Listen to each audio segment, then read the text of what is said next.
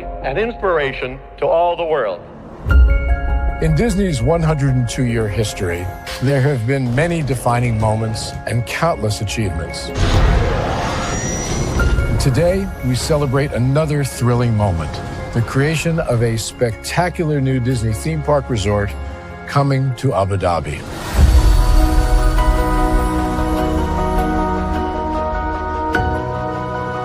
Abu Dhabi is a place where heritage meets innovation, a place where we preserve our past while designing the future. Bringing a Disney theme park resort to Yas Island, Abu Dhabi, marks a historic milestone in our journey as a global family destination. The 7th Disney theme park resort destination represents a new frontier in theme park ambitions. Our resort in Abu Dhabi will be the most advanced and interactive destination in our entire portfolio. The location of our park is incredibly unique. It's anchored by a beautiful waterfront, which will allow us to tell our stories in completely new ways. Ultimately, this project will be a celebration of what's possible when creativity and progress come together. What we are creating with Disney in Abu Dhabi is a whole new world of imagination, an experience that will inspire generations across the region and the world. This collaboration represents a powerful fusion of Disney's unmatched legacy in storytelling and Mira's commitment to bringing world-class entertainment to our guests. Abu Dhabi's vision for the future is to create a legacy for generations to come. Disneyland Abu Dhabi will be authentically Disney and distinctly Emirati. An oasis of extraordinary Disney entertainment at this crossroads of the world. It will bring to life our timeless characters and stories in many new ways, becoming a source of joy and inspiration for the people of this vast region to enjoy for generations to come.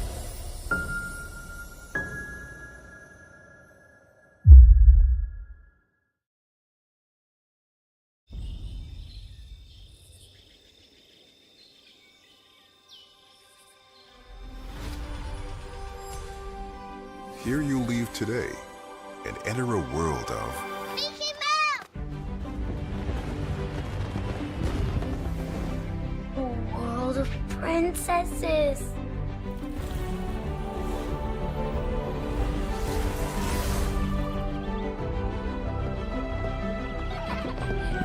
A world of villains. And heroes. Raise your sabers!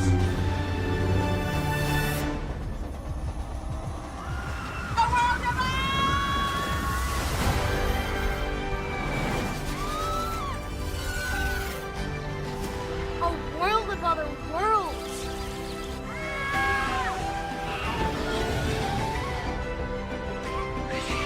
A world of all the favorites.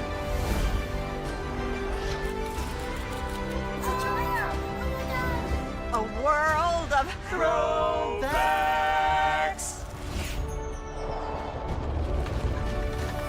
A world of for whatever you love. Infinite worlds await. Open your eyes. Think of the one place you've always wanted to see.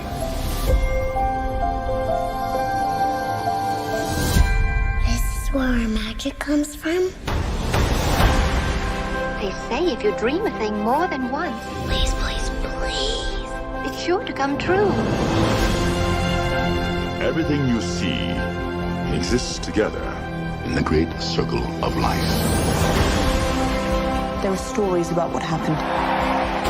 It's true. All of it. In every job that must be done, there is an element of fun.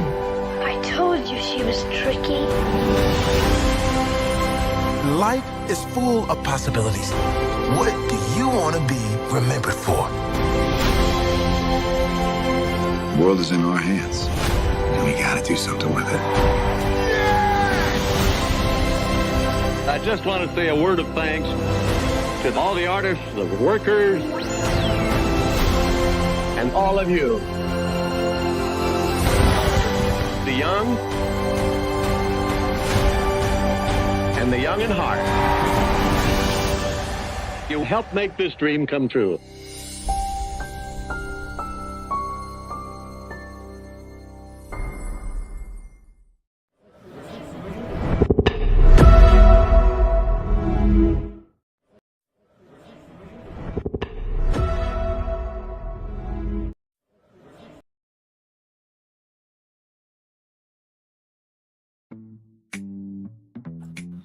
Well, with that being said, welcome to Hulu on YouTube. Yes, this is a Hulu original. No, it's not. Don't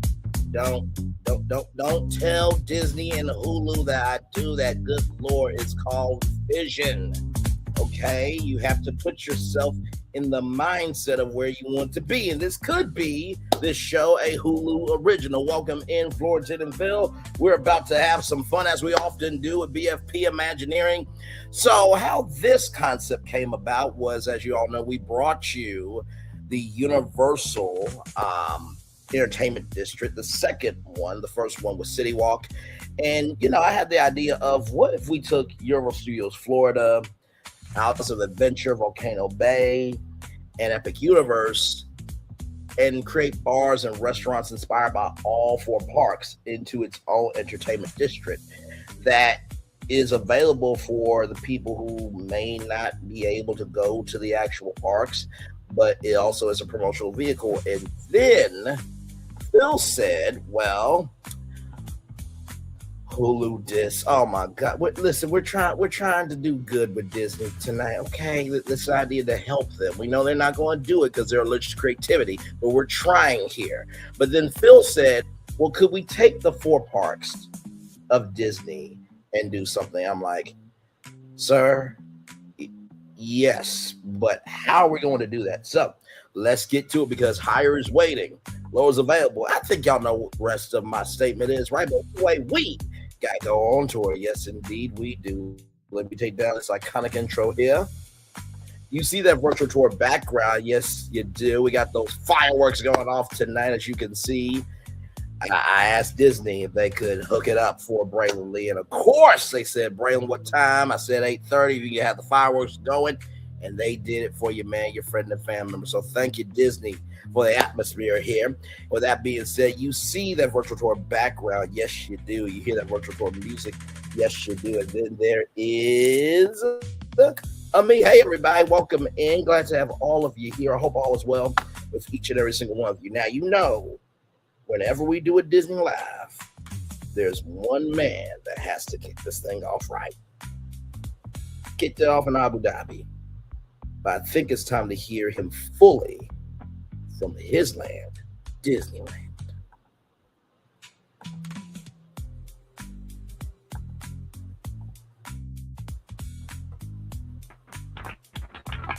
To all who come to this happy place, welcome. Disneyland is your land. This never gets old.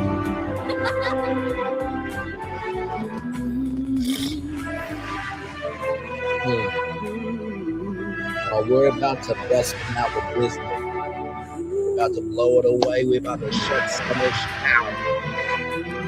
It's a BFP Imagineering original, and here we go.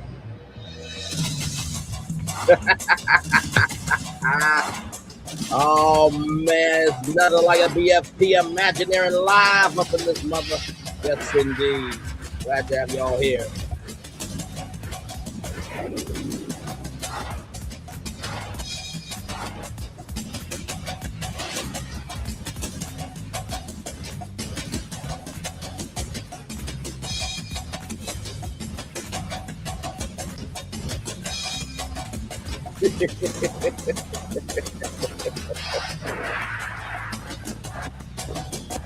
They are known for the fireworks very well. This is a global event as Walt Disney World, Disneyland Paris, Tokyo Disneyland, Hong Kong Disneyland, and Disney Cruise Line join join Disneyland in celebrating 50 years of magic. Oh, come on, ride the 50 years of It's magic. the happiest Look at celebration that. on Earth. You can't get bigger than that. Look at that. Disneyland is dedicated to the ideas timing. and the dreams that have created America. Oh, my with the God. hope that it will be a source of joy and inspiration to all the world.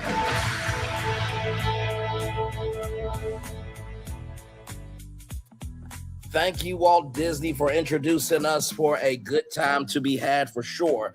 Now, of course, as you all know, we covered the D23 announcements, but there is a beautiful young lady that we at BFP love besides the mouselet. The thick one is mine.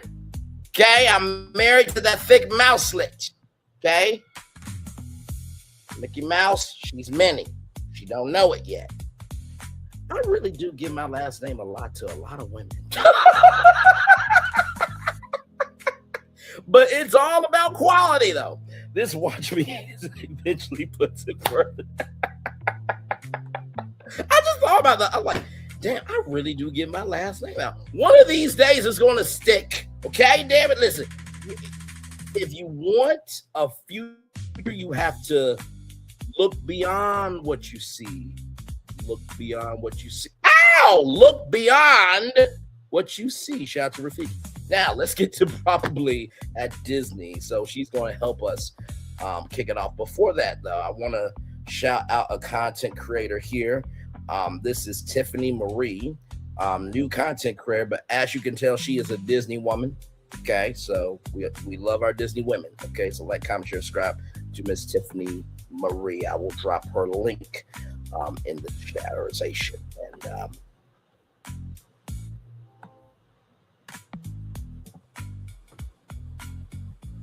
I like what I like, okay? I mean, how can you be not happy with that face? All right, let's roll on to let's roll on to probably at Disney, everybody. Here we go. With D23 tickets going on sale in just a matter of hours, it is that time to start speculating about what is going to be announced at this year's D23 fan event, and specifically the Disney Parks and Experiences panel, where in the past, former Disney Parks chairman and now CEO Josh D'Amaro would take to the stage and just drop one awesome Disney Parks bombshell after another. It was actually at the last D23 fan event in Anaheim, which was held in 2024, that we first learned about Animal Kingdom's Tropical Americas, Hollywood Studios' Monstropolis and that Door Vault coaster, Magic Kingdom's Cars attractions in Villains Land, Disneyland's Coco ride, and so much more. Also, the D23 fan event show floor is where we often get firsthand looks at what Imagineering is working on, such as new tech, as well as new models and maquettes of future lands, ride buildings, and ride vehicles.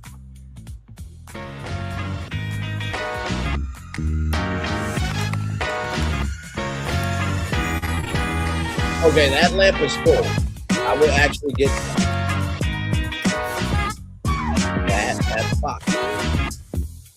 But as for this year, I'm going to tell you now, I think the Parks panel, which is being held on Saturday, August 15th, and just the D23 event in general, is going to be different, and for two main reasons.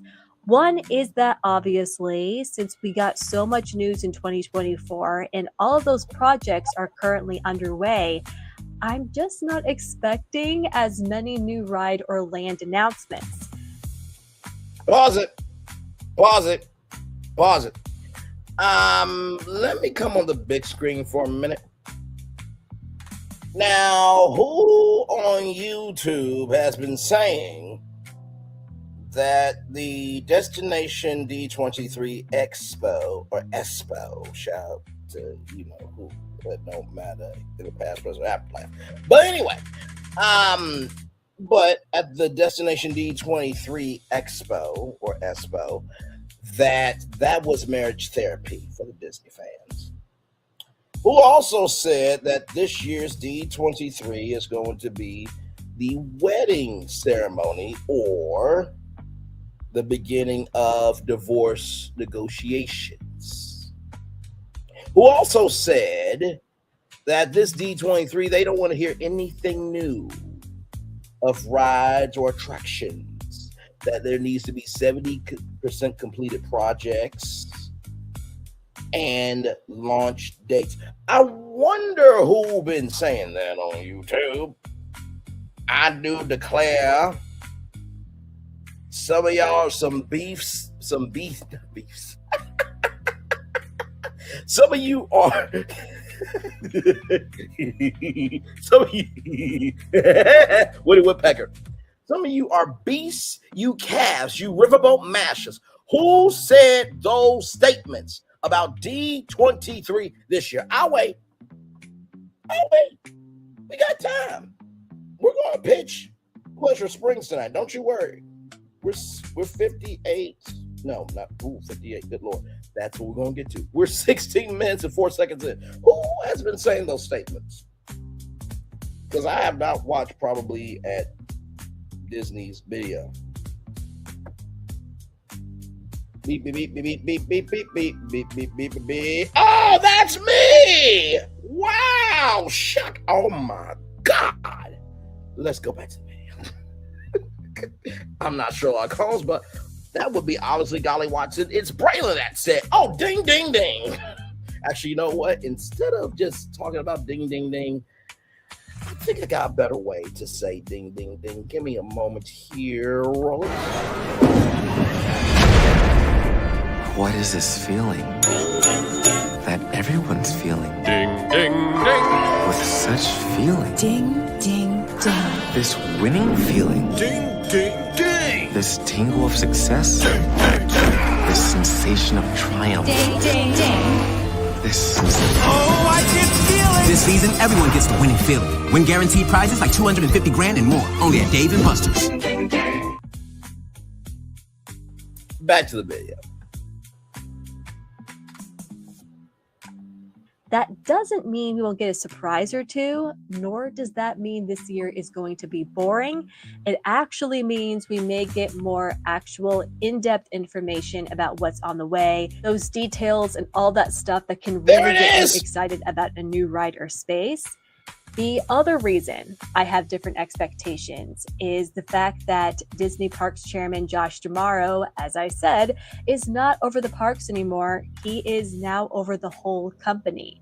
And this is his D23. Whether he will be taking the stage for the Disney Parks and Experiences panel this year, we don't know. For some reason, I think it just might be possible. I think he may still want to hold on to that hosting job. We'll just have to see.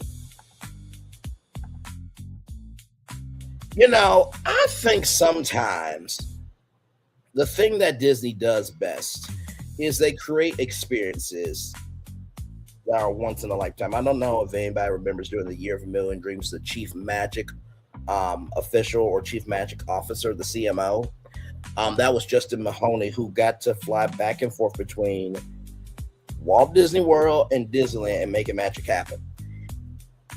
Now, I'm not saying Disney, you gotta do this, but it would be cool if you did a sweepstakes where a fan got to host that presentation. I'm just saying, you don't have to do it, but if you did, the contest would be shut down. I would have won already. Listen, this is my opinion. This does not mean it's a fact. Let's continue. But I also want to tell you that while this is my first D23 prediction video of the year, it probably will not be my last. The closer we get to the event, the more details that just tend to leak out and the more hints we get about what is in store. So yeah, I probably will release an updated video when we hear more.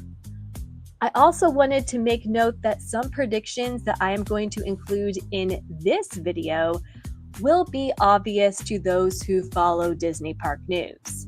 But I'm including them because not everybody is in the loop and I can't not mention them since they're going to be a huge part of this year's panel and presentation. But don't worry, if you are looking for some predictions that are less obvious, I have included several of those too, and some may surprise you. Let's hear it. Now, before we get to my speculation, if you are new to the channel, I want to say welcome to Probably a Disney. And if Disney park news, predictions, details, and more are your thing too, I would so appreciate if you would hit that like button and subscribe and join the conversation in the comments. I'd love to have you along on this road to D23, as well as everything else coming to the parks this year. But with that being said, let's get to this list. Let's jump into the D23 guessing game based on what we know now. And how I'm going to go about this is I'm going to tackle one resort or location at a time.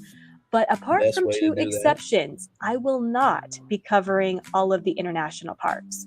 My reason for that is I'm just simply not as familiar with those resorts. Therefore, I don't feel I can speak about their future with confidence, nor do I have any unique insight or expertise about them. So that is why I will not be making predictions from those, apart from, again, two exceptions. Also, for each resort I cover, I will be making one bold swing prediction or a Hail Mary prediction, if you will. Okay. This will be something I have not heard concrete reports about, but I think could still happen. We do that all the time here at BFP Imagineering. Why is bring it on! In the decade plus that I have been following D23 events and bring news, it on! There is almost always a surprise that just comes out of left field that we didn't see coming. So my bold swings in this video are my way of predicting just that. Patrick Mahomes is fast. Probably Disney always making no and can't mention the obvious of these predictions, but we'll give you a breadcrumb no matter what. You know, that sounds like somebody I know. Damn. Man, who utilizes their own content with publicly available information and just utilizes arc reactors and just turns up the wattage and makes sure the levels are right before the suit works? I wonder who does that. Let's continue, everybody. Let's continue. Fiber home internet from T-Mobile. So let's do this. Let's get into it. And I'm going to start with the resort that is blowing up the rumor mill as we speak. And what also happens to be one of my exceptions to my international parks rule. And that is details about Shanghai Disneyland's second park. And I'm saying details because I do not expect Disney to announce this second park at D23. I actually think it's going to happen sooner, since the resort just kicked off its 10th anniversary celebration on March 20th, with its literal anniversary taking place on June 16th. June is when I think we'll get the announcement of the second park, at Shanghai Disneyland. There is rumored artwork floating around right now, and because we know the plan's project name is Project Atlas. And I actually talked about this on my Patreon, but supposedly the reason for the name is that the park is going to be kind of a new take on Epcot, with a focus on nature and the arts, but with IP-based lands or pavilions. So if I'm right in this, you know, like I said, Florentin, and Phil have not watched this video, but I have a good feeling that with my Walt Disney World rebrand master plan and, you know, what we put inside Epcot, I do believe we did put intellectual properties that would relate to Epcot. Let's continue. As the fireworks are going off behind us here. Here we go. So Eastcott, basically. This park is announced in June. I think Disney will unveil more about that park at D23 and likely some specifics about its anchor attractions. You mean for Shanghai? And if I have to make a Hail Mary prediction here, it's that if this park is truly an Epcot 2.0, I predict it's going to get an Epcot-inspired Purple Dragon mascot and ride, which I'll have more to say about a little later in this video. We only know of one purple dragon, and that would be Figment. Oh yes, tune in Thursday night, everyone. Just to give you a little context, conjecture, and connection, Florentin here loves Frozen. If Disney had a contest for the biggest Frozen fan, I think me and Phil together could gladly give a oral pitch to the fans of the D23 Expo, and he will be the prince and the king of Frozen. I think me and Phil will do our jobs very well. There's probably not too many other guys that actually want that position, so we're gonna make sure our friend Thornton gets it. But with that being said, Frozen is a little too spread it out at Disney. I think we can all admit that. And so myself and Phil were trying to figure out something. I have a ride that is going to replace everything in Frozen Ever After. And believe me, when you see this ride, if Disney actually made this ride, I think this could be a starting point, a launching pad, a new dimension to get back to where Disney used to be. But it's going to take a lot more than just this ride to get back to the originality that Disney had. But tune in Thursday night, everybody. It's going to be a good time. Yes, nature, combination nature and pavilions. Yes, like we talked about, Fortune. Yes, indeed, my friend. Let's continue. Now, for my next prediction, I'm going to shift over to a different division of Disney parks and experiences. In one I think will be getting a lot of attention this D23, and that is Disney Cruise Line. We always get some Disney Cruise Line news at these biannual events, but this year, we only just learned about the Disney Believe, the next Disney Cruise Line ship in the Wish class, which sets sail as early as next year. I'm fully expecting the typical Wish class news rollout with new concept art and likely a pavilion on the Anaheim Convention Center show floor all about it, as well as some details about its venues, because as a reminder, the Believe's theme is promise and possibilities, and it's set to feature IPs like Snow White, Little Mermaid, Iron Man, Encanto, and Moana. I am also confident we are going to learn a lot more about Disney Cruise Line Japan, a subsidiary of Disney Cruise Line that was only just made official in recent days, because the Oriental Land Company, which foots the bill for Tokyo Disney and Tokyo Disney. Question for everybody. If you were Josh tomorrow and you were going to make Disney Cruise Line Japan and you have Hong Kong Disneyland and Shanghai Disneyland, could you do what Royal Caribbean and Universal did with Way More Than a Vacation, where you could do a 7-day, 7-night vacation aboard Disney Cruise Line Japan with a 4-day trip to Shanghai Disneyland or Hong Kong Disneyland? Ladies and gentlemen, my job is to say the quiet part out loud. Okay, don't get mad at me. Okay, I'm just keeping it a buck with y'all, and I'm understanding the moves that are happening around us, which has allowed me to see what's in front of us. Okay, so just put that in your brain and just think about it. Now, let me know in the live chat and replay gang. Let me know in the comments below. What do you think about that idea? Let's continue.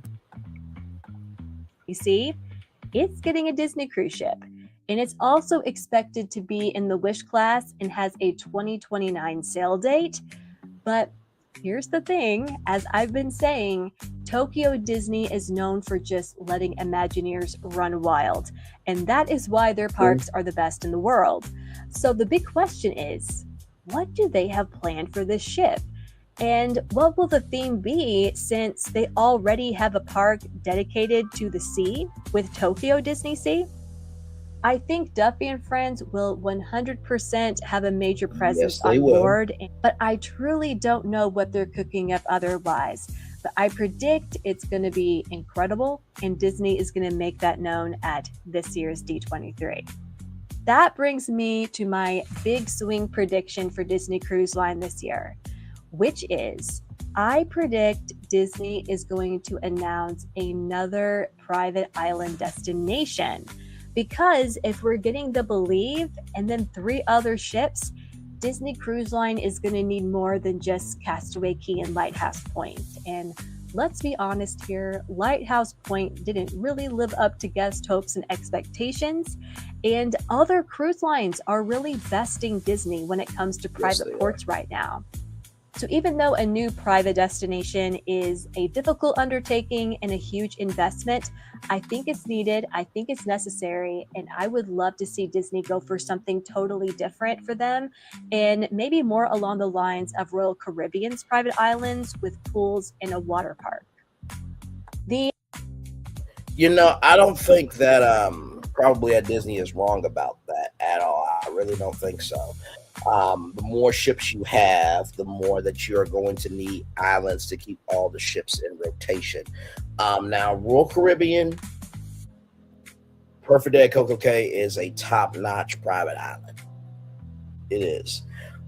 Celebration Key from Carnival Cruise Lines is amazing. There's literally a sand castle that you can slide through. But there is one more private island that's making improvements that will be out this summer. Introducing the greatest escape in the Caribbean, the island you've been waiting for. Welcome to the Great Life on Great Stirrup Cay.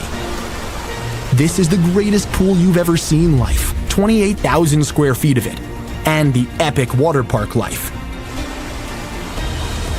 It's where you can truly experience the whoa life and the floating through paradise life. It's time to escape to a mind-blowing, sky-high tower of water slides and the Here We Go life. Escape to the One More Please Wherever You Please life and kick it into high gear. Escape to where you can kick back and relax. The great life is waiting. Escape to the incredible new Great Stirrup Cay, only with Norwegian Cruise Line. Introducing the greatest.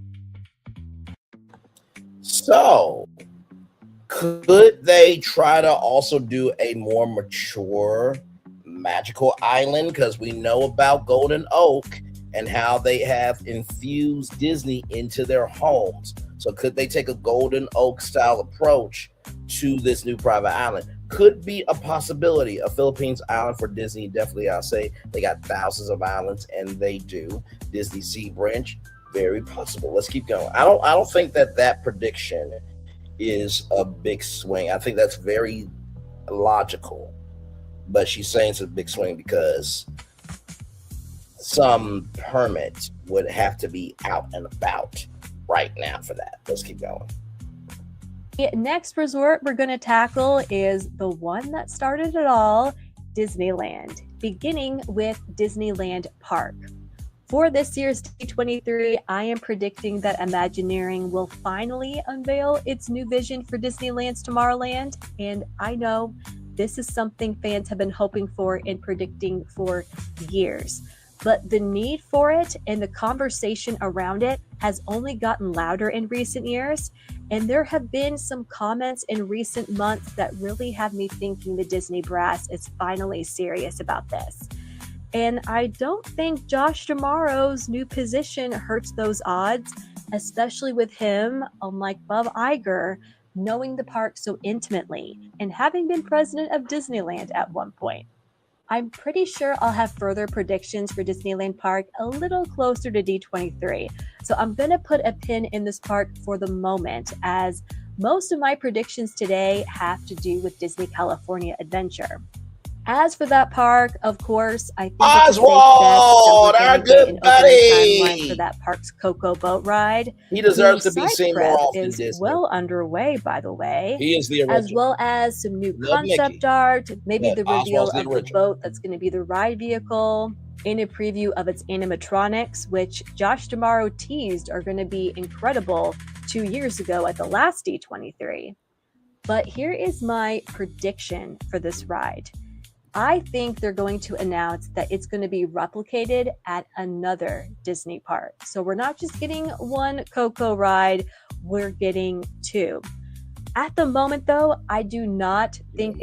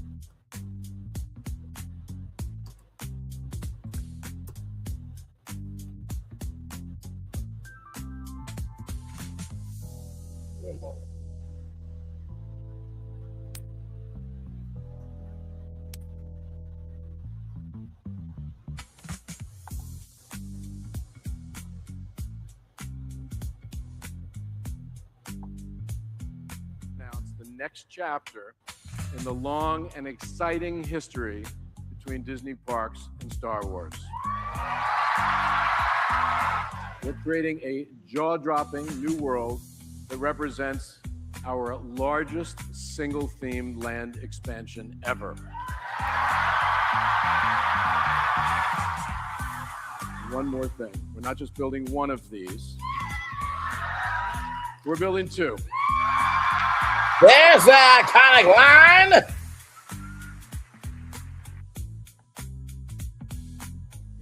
Y'all know how we are over here. Let's get back to our video.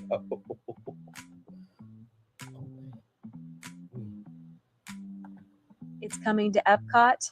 That could change, of course. I could be wrong. But I really think another version is being developed, and we're not going to find out where it's going until D23 in August.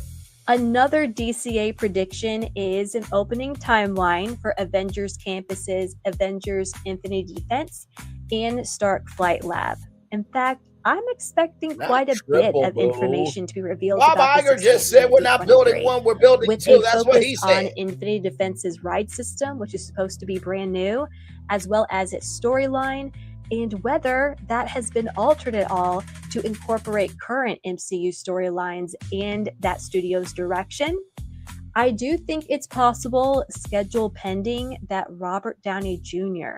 could be on hand to help break this news, and maybe as a cross promotion for Avengers Doomsday, which releases in December of this year. Robert Downey Jr. has expressed his interest in Imagineering. He has already been part of presentations about this expansion already, and he was just named the godparent of the Disney adventure.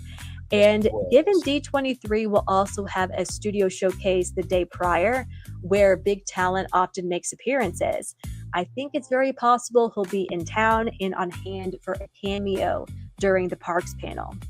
And of course, you know, I'm also expecting we get some clarification and an update about the mysterious Avatar experience. In 2024, at that D23, Disney had a ton to share about this land or area or experience, whatever it's supposed to be. But currently, Disney still has yet to break ground. Sir, we have explained this to you time and time and time again. And I will say it right now. Darth Vader riding through Frontierland has a higher probability of happening than a frozen land happening in the United States of America. Stop it! Go to the corner. You're in timeout. Back to the video.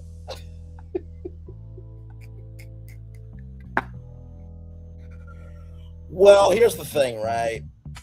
I think the reason why they did only one is because, well, Disney's Hollywood Studios, right, Disney's Hollywood Studios is the experience of what Hollywood was in the golden age, right? And I think listen, okay? And I think what ended up happening with that is that they had to evolve with the times. They had to be more about being current than being story driven. But with, Disney's California Adventure, you think about Pixar Pier, right? You think about Pixar Pier. And, Mike and Sully to the Rescue, I do believe that ride was there since the movie came out, right? So it's been there for a very long time. So I think that the cultural relevance of that ride had a lot more impact back then than it does now. Not to say that Monsters, Inc. isn't beloved. It is. But yeah, so hopefully that answers your question. But sincerely, Darth Vader riding through Frontierland will happen before a Frozen Land. Let's continue, except for Blizzard Beach. Let's get Braylon Dwayne Maui Land. Let's keep going, y'all. And there is talk online that Disney may now be pivoting to a Zootopia land for the Disney California Adventure backlot, with Avatar going elsewhere. Personally, I think this makes a lot of sense. I think Zootopia would better fit this corner of the park, but I don't expect Disney to say one way or the other until D23. And if a location swap proves to be true, I think Avatar will be part of Disneyland Forward and other plans related to that project. Now, for my big swing prediction for the Disneyland Resort, I just can't help but think that Disney has some sort of surprise in store related to Disneyland's Galaxy's Edge. I have wondered if they'll wait for Ryan Gosling's Star Wars Starfighter movie, especially given Gosling's star power right now, and maybe they will. But I also think Disney has learned not to necessarily base their park experiences on new films and projects. Save that for activations, but build what you know will stand the test of time. So call it a feeling, call it the Force, but I am predicting some sort of expansion or new addition to Disneyland's Galaxy's Edge, and likely connected to the original trilogy in a way that is more than just characters, props, and music. I will agree with that. Now let's get to Walt Disney World, which is where I think we could get the most. Hang on, wait. Bob Iger has something to say.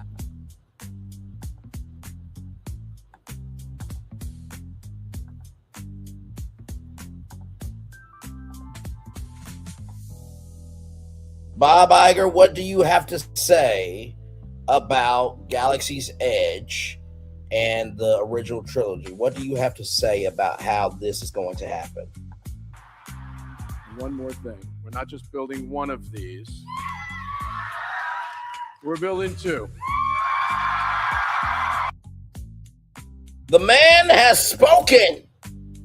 Okay, the man has spoken. The man has spoken. Let's get back to at this year's D23. And for the sake of organization, I'm going to go park by park, and I'm going to start with the land that I think has the most to reveal, and that is Animal Kingdom. With Tropical America slated to open. By the way, I will throw out Zootopia And I think that corner should be for Oswald and Wasteland. Bring Epic Mickey into the damn parks. Okay? Now, I think it can be done. I'm going to go back to Bob Iger real quick, because Bob, what do you believe about Oswald and how that can be done?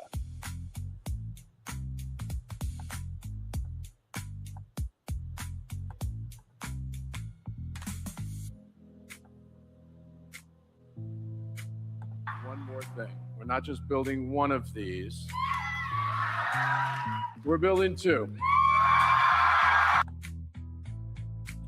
Thank you, sir. Thank you. He is saying you should not only build one of these Oswald experiences, but you should build two of them. One for Disney World, one for Disneyland. Let's continue.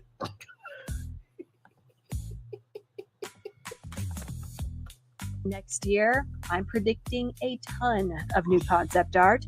I'm predicting models and maquettes and ride vehicles on display. And I'm predicting official ride names because we still don't know what the names of this land's rides are going to be. And I'm also confident we're going to get a more specific opening timeline. Currently, I am expecting October 2027 for the debut of Tropical Americas, but Disney could play it safe and give us a fall 2027 or a late 2027. But in general, I think a time frame that is more narrowed down is highly likely. But beyond that, I could easily see Bob one of the Iger spoke. Imagineers Hang on, working on Indiana Jones addressing the audience. I'm sorry, probably at Disney. I got to do a floor tour real quick. Now, Bob Iger spoke, okay? Now, we're going to listen to Bob Iger. He said, we're not building just one, we're building two. That's what he said. He is still an advisor to Disney.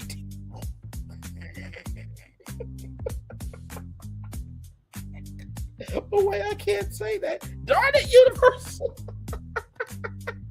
Let's get back to the video.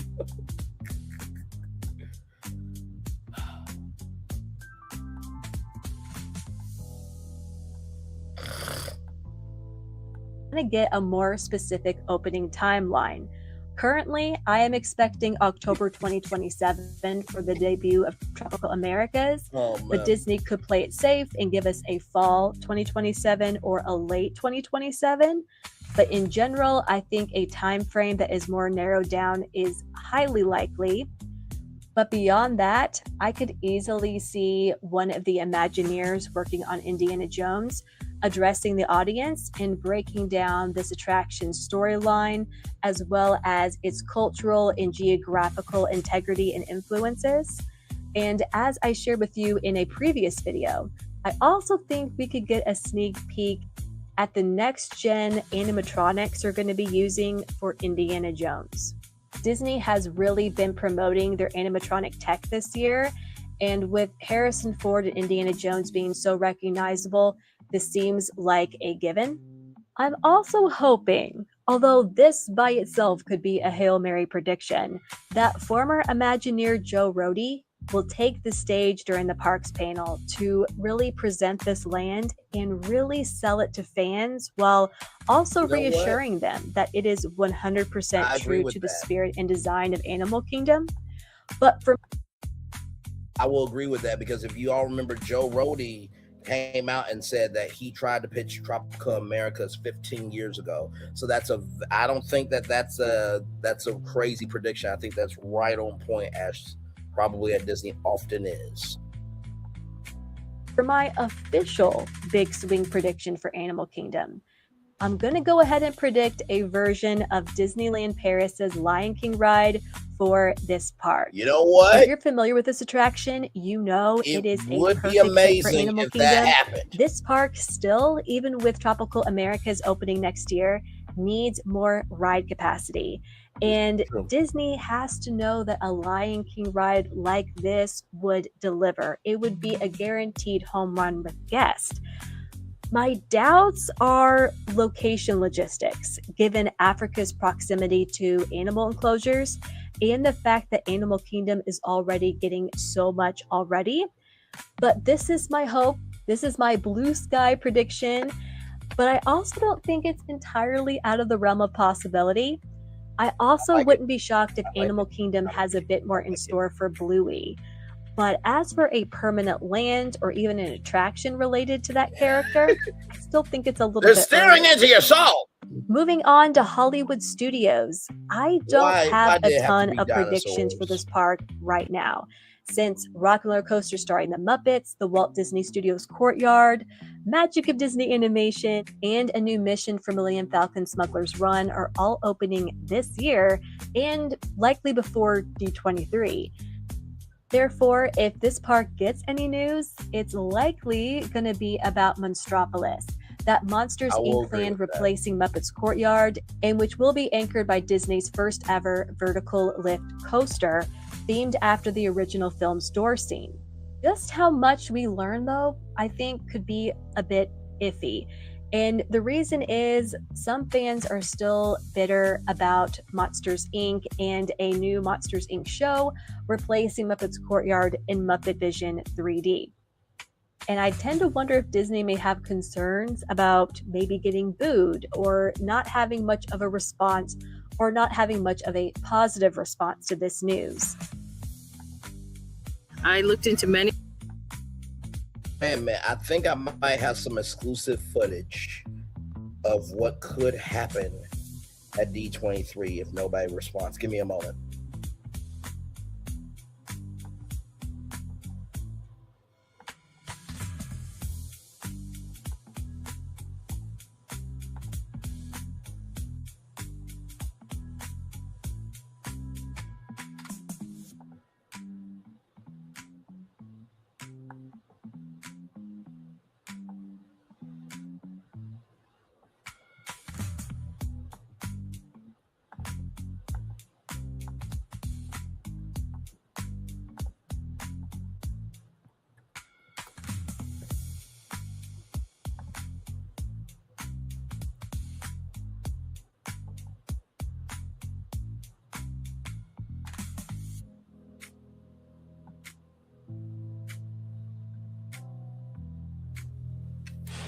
I think the next president needs to be a lot quieter, but send a signal that we're prepared to act in the national security interest of this country to get back in the business of creating a more peaceful world.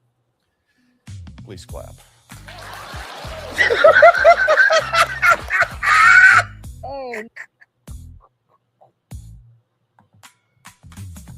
Signal that we're prepared to act in the national security. I think the next president needs to be a lot quieter, but send a signal that we're prepared to act in the national security interests of this country to get back in the business of creating a more peaceful world. Please clap.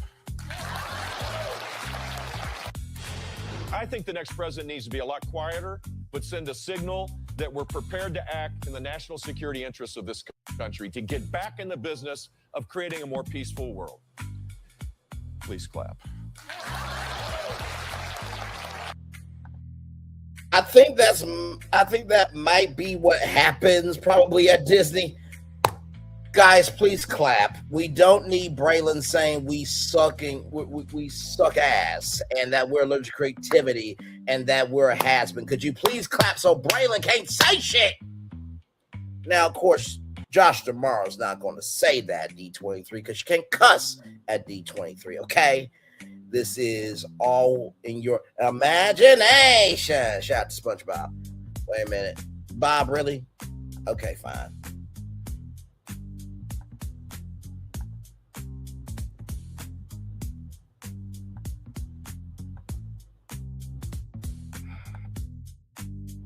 Go ahead, Bob. What do you have to say about, Disney telling their audience to please clap about Monstropolis? What do you have to say?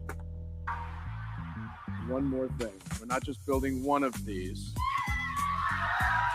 We're building two.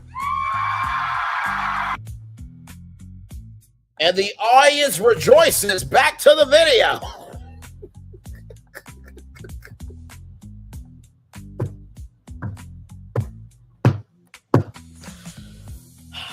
3 different online course options and chose DMI. The course was fantastic. So how much we get is a bit up in the air, But I do think Disney has to address what they are putting in the Muppet Vision Theater. Okay. We know it's going to be about Mike Wazowski, and that's about it. I have wondered, although I'm not sure if I'm confident enough to make it a prediction, if some of that new walk-around animatronic technology that Disney has been showing us, like what they used for Olaf, could be used for a Mike Wazowski animatronic. That could really elevate this show and help justify removing the Muppets. I don't think it's out of the land of I possibility. intend to dig a little bit more into that, and who knows, maybe in my next video, I'll be confident enough to make it an official prediction. But I do think safer bets would be a focus on the door coaster and likely some new artwork and additional info about the theming of this whole area, as well as what's replacing Pizza Rizzo, because at the moment, we still don't know. As for my big prediction for Hollywood Studios, I'm going to predict, and I know this is out there, but I have discussed it before, is a new name for the park. I don't think Disney is... Now, Monster Slicer. Monster Slicer. Monster Slicer is slice, except without the E, it's an A. Monster. Monsta, Slicer. So I think the Monster Slicer shopper, I think that will be good. Now, I know it's sounding a bit Italiano, okay, but that's what it's supposed to be given. Now, when it comes to this name thing, I would love to just suggest that Disney Imagination Wood Studios would be a great name. It's already been pitched. The concept is brilliant, and it's blending the imagination of Disney with the technological knowledge of Hollywood into one land. Just saying. Now, I do think that the fact that they still have the Disney MGM Studios plaque, I think keep that, because you do need to recognize, embrace, and respect the old school fans who recognize all the history, not just the history that is just tied to intellectual property. Let's keep going. Is totally done with Hollywood Studios, and I think they see the value as well as the problems associated with this park, and I think there could be a new cohesive vision for Hollywood Studios on a bulletin board at Walt Disney Imagineering somewhere, and a new name could be part of that. Okay, it is now time to talk about Epcot, and I know you know what I'm going to say, and you're not wrong. I am predicting a new version of Journey into Imagination with Figment. I addressed this in my podcast about Josh D'Amaro's first day on the job, where the first and last question he was asked during a live Q&A, both questions had to do with Epcot's Imagination Pavilion. And I told you then that these questions are typically screened ahead of time. So it was really interesting to me that they got in, that they were included. So while I am not expecting much to be announced for Epcot at this D23, I think the odds are better than ever that we get good news for Figment. I am also going to predict for Epcot that we get news about a new resort. For quite a while now, there has been speculation about whether Disney's new DVC resort will be next to the Magic Kingdom or it'll be next to Epcot. I think Magic Kingdom makes sense since it's already a construction zone and they're going to want to increase accommodation. You're not wrong. There is an article from Blog Mickey that allegedly is saying that they have stopped the potential plans for an in-resort hotel in the Magic Kingdom. Now, I give WD Pro his credit. He did talk about it as well. We did this in a chill zone edition. It was funny as all get out because there was a monorail coming out of Cinderella Castle from this gentleman right here. Yes, this gentleman. But the Cinderella Castle Hotel overall was beautiful. Beautiful. Beautiful. I pitched something. I think Phil pitched something. I think the biggest thing is, right, if you are going to bring a in-park hotel, it has to be one with the land, right? It has to be one with the land. It has to be one with the land. And quite frankly, if you think about the castle that is, what's the castle that is a amalgamation of all the princesses? I think that's in Shanghai Disneyland, if I'm not mistaken, where there's like multi-levels. I think that route would be amazing because there's never been a princess hotel, not to that degree. Now, of course, you're going to be very selective with the audience because mostly women are going to want to stay there, right? So you do have to find something. That Tomorrowland themed hotel was excellent. That could be a possibility as well. So, but here's the thing too, right? When you look at blog Mickey Wiki, when you wiki, waka waka, manamana, do do do do do, manamana, do do do do, manamana. Yes. Animal. Anyway, back to what I'm saying. I think if you're going to do, it has to be something that honors the legacy, but expands how people can be a part of it. The hotel has to expand the legacy while also feeling like home that people can give a contribution to the hotel. It has to expand the legacy, but also has to feel intimate enough that people can contribute something to the hotel. And remember how Universal had that permit for a new attraction? They immediately changed it. Just because there's a rumor out from Blog Mickey that the plans have stopped, sometimes plans are paused to do revisions, just like we do at BFP Imagineering. Let's continue.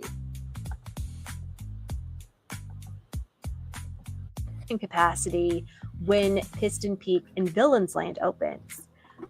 But I have also heard more concrete reports about Disney scouting land next to Epcot for a new Epcot resort, and actually in the area by the Journey into Imagination Pavilion.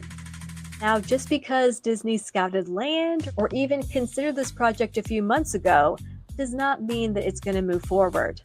But I do think some sort of resort announcement is in store for this year's D23 Parks panel.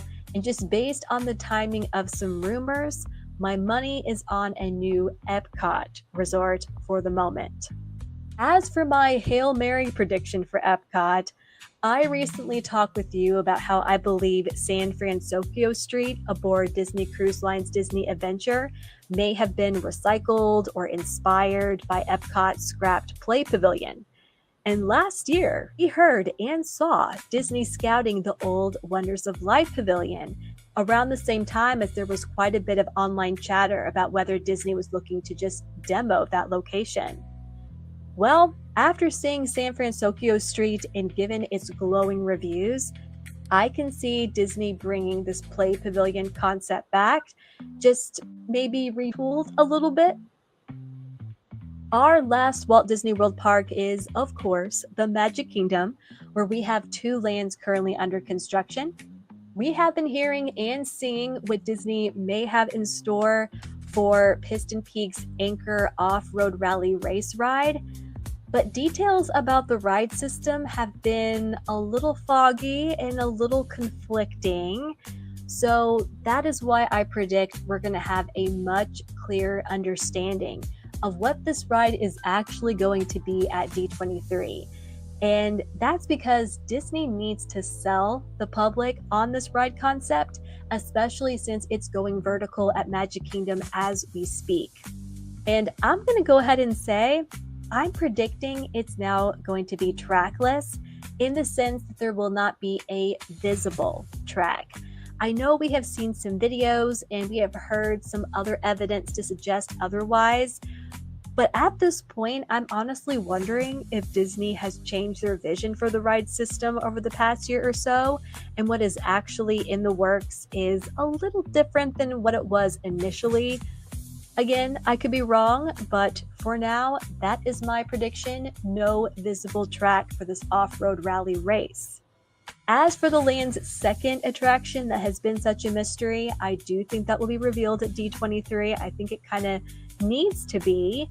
But something else that I'm predicting, and with confidence, is more of the story of Piston Peak to be revealed at the panel, and an explanation of how it all ties into Frontierland. Not only is that kind of needed, but it would also give Disney a way to talk about this project without getting into too many specifics right now. As for Villains Land, I am predicting that we are going to get a concrete vision for this expansion at D23 with new concept art and details on those two rides. I'm kind of expecting this could be like a second land announcement, just a little more realized and less of a mood board than it was in 2024, but at the same time, not necessarily finalized, if you know what I mean. It's also worth noting that in the promo video for this year's D23, they included the clip of Josh D'Amaro announcing Villains Land.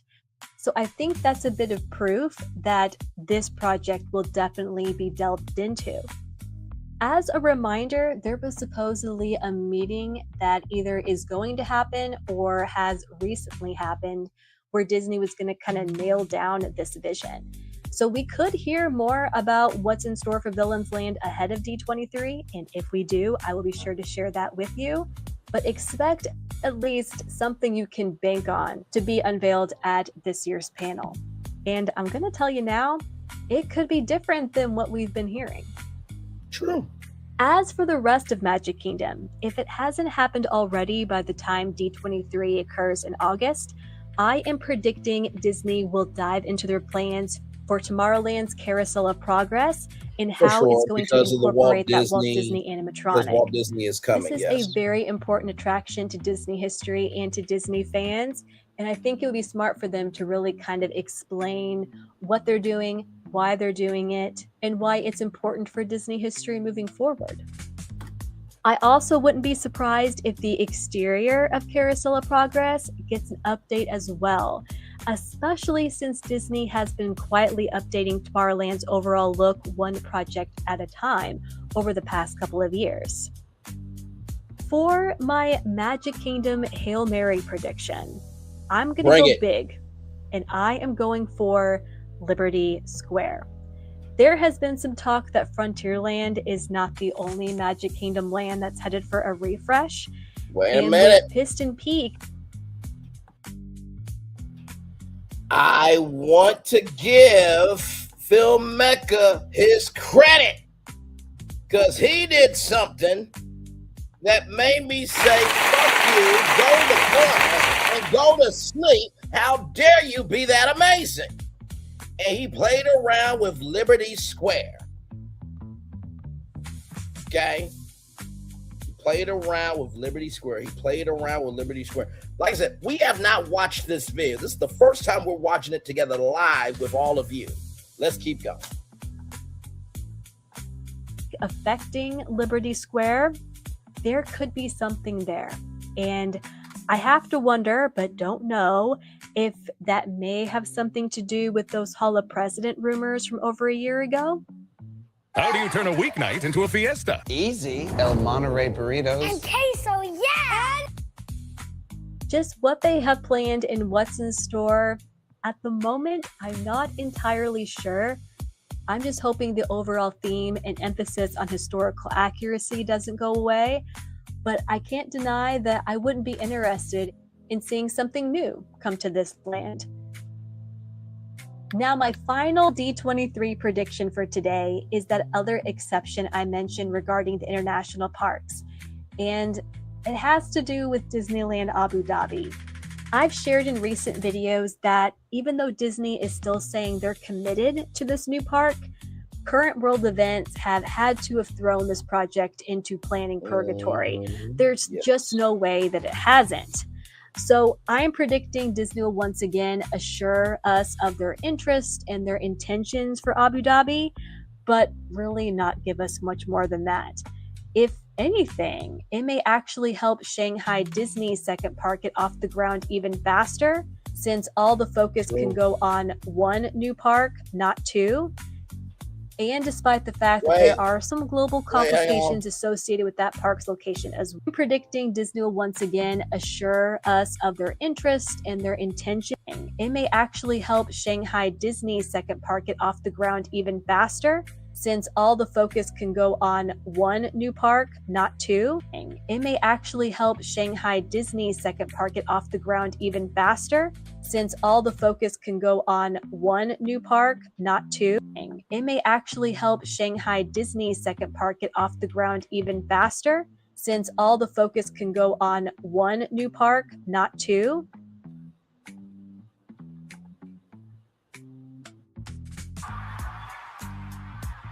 One more thing. We're not just building one of these. We're building two.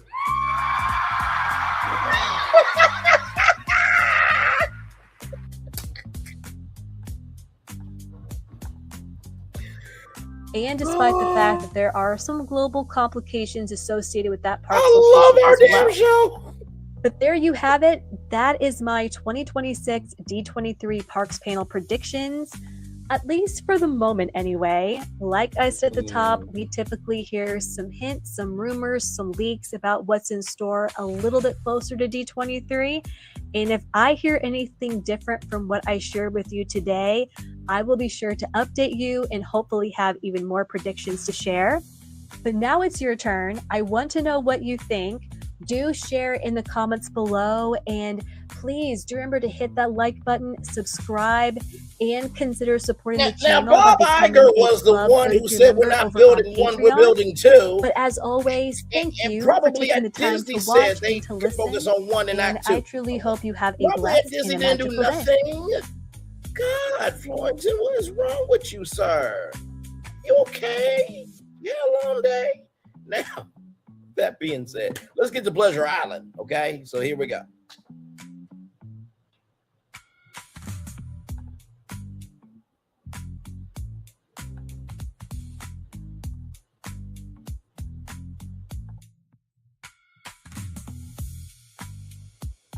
Understood. Pleasure Island was an area of downtown Disney shopping, dining, and entertainment district at Walt Disney World Resort in Lake Buena Vista, Florida. It officially opened on May 1st, 1989, and on September 27th, 2008, all of its clubs were closed, but its retail stores and restaurants remain open. The area is now called The Landing, and it's a central part of Disney Springs.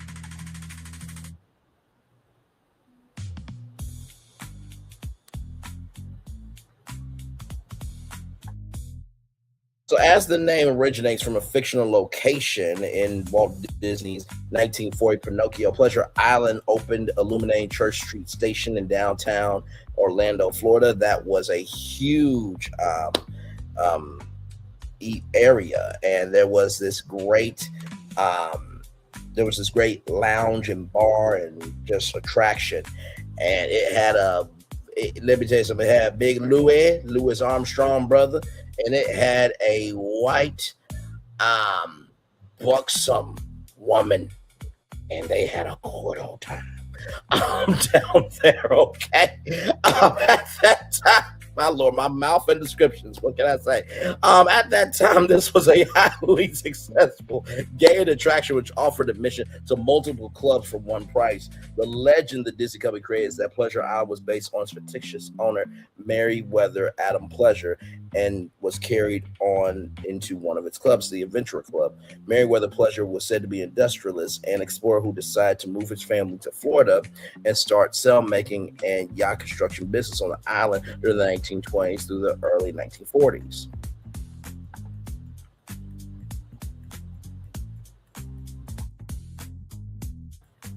He enjoyed throwing parties for his employees and friends after hours, but eventually he was lost at sea. His sons failed at running the company. Without him, the land was mostly destroyed in a storm. As the story goes, Disney would recover the ruins of the pleasure complex, establish a nightclub district to carry on pleasure, merry-making spirit. And by the way, no, I did not say that. I did not say that. No,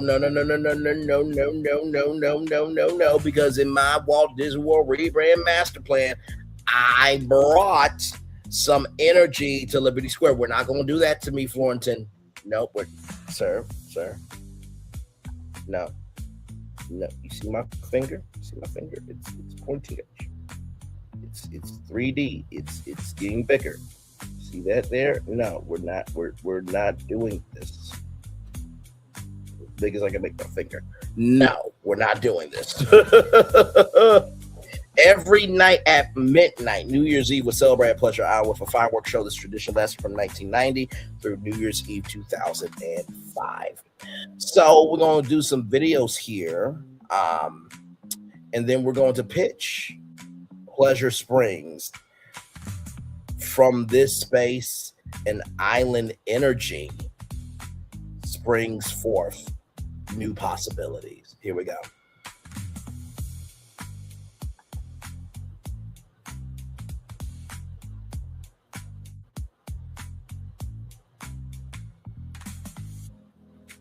Pleasure Island at Walt Disney World was a 6-acre man-made island in downtown Disney that featured a number of nightclubs where guests looking to keep their vacation going could drink, dance, and celebrate New Year's Eve every evening. After almost 20 years, the island finally closed its doors. Was poor planning on Disney's part the reason why? That's kind of a vague question, so let me specify. Did the poor planning around the layout of downtown Disney and its expansions ultimately result in the closure of Pleasure Island? As far as Disney's official stance, we'll probably never know, but otherwise it seems that it played a part. In order to dig into why, we first need to look at the history of Pleasure Island. Back in the mid-1980s, when Michael Eisner took over as Disney's new CEO, he became very concerned with trying to keep guests on Disney property.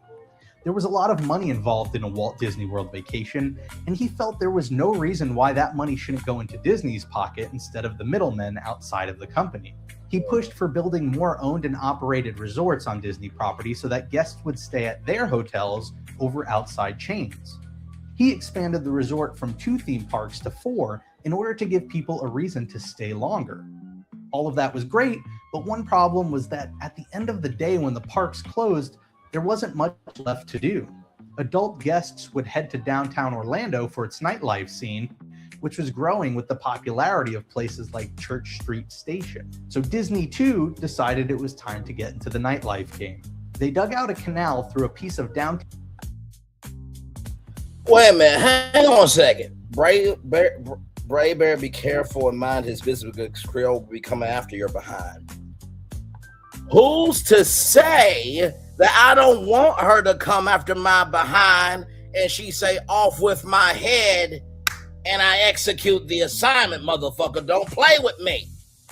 Shit. Okay. All right. That just took it to a very adult fashion there. That escalated very quickly. And hashtag I'm a glass case of emotion.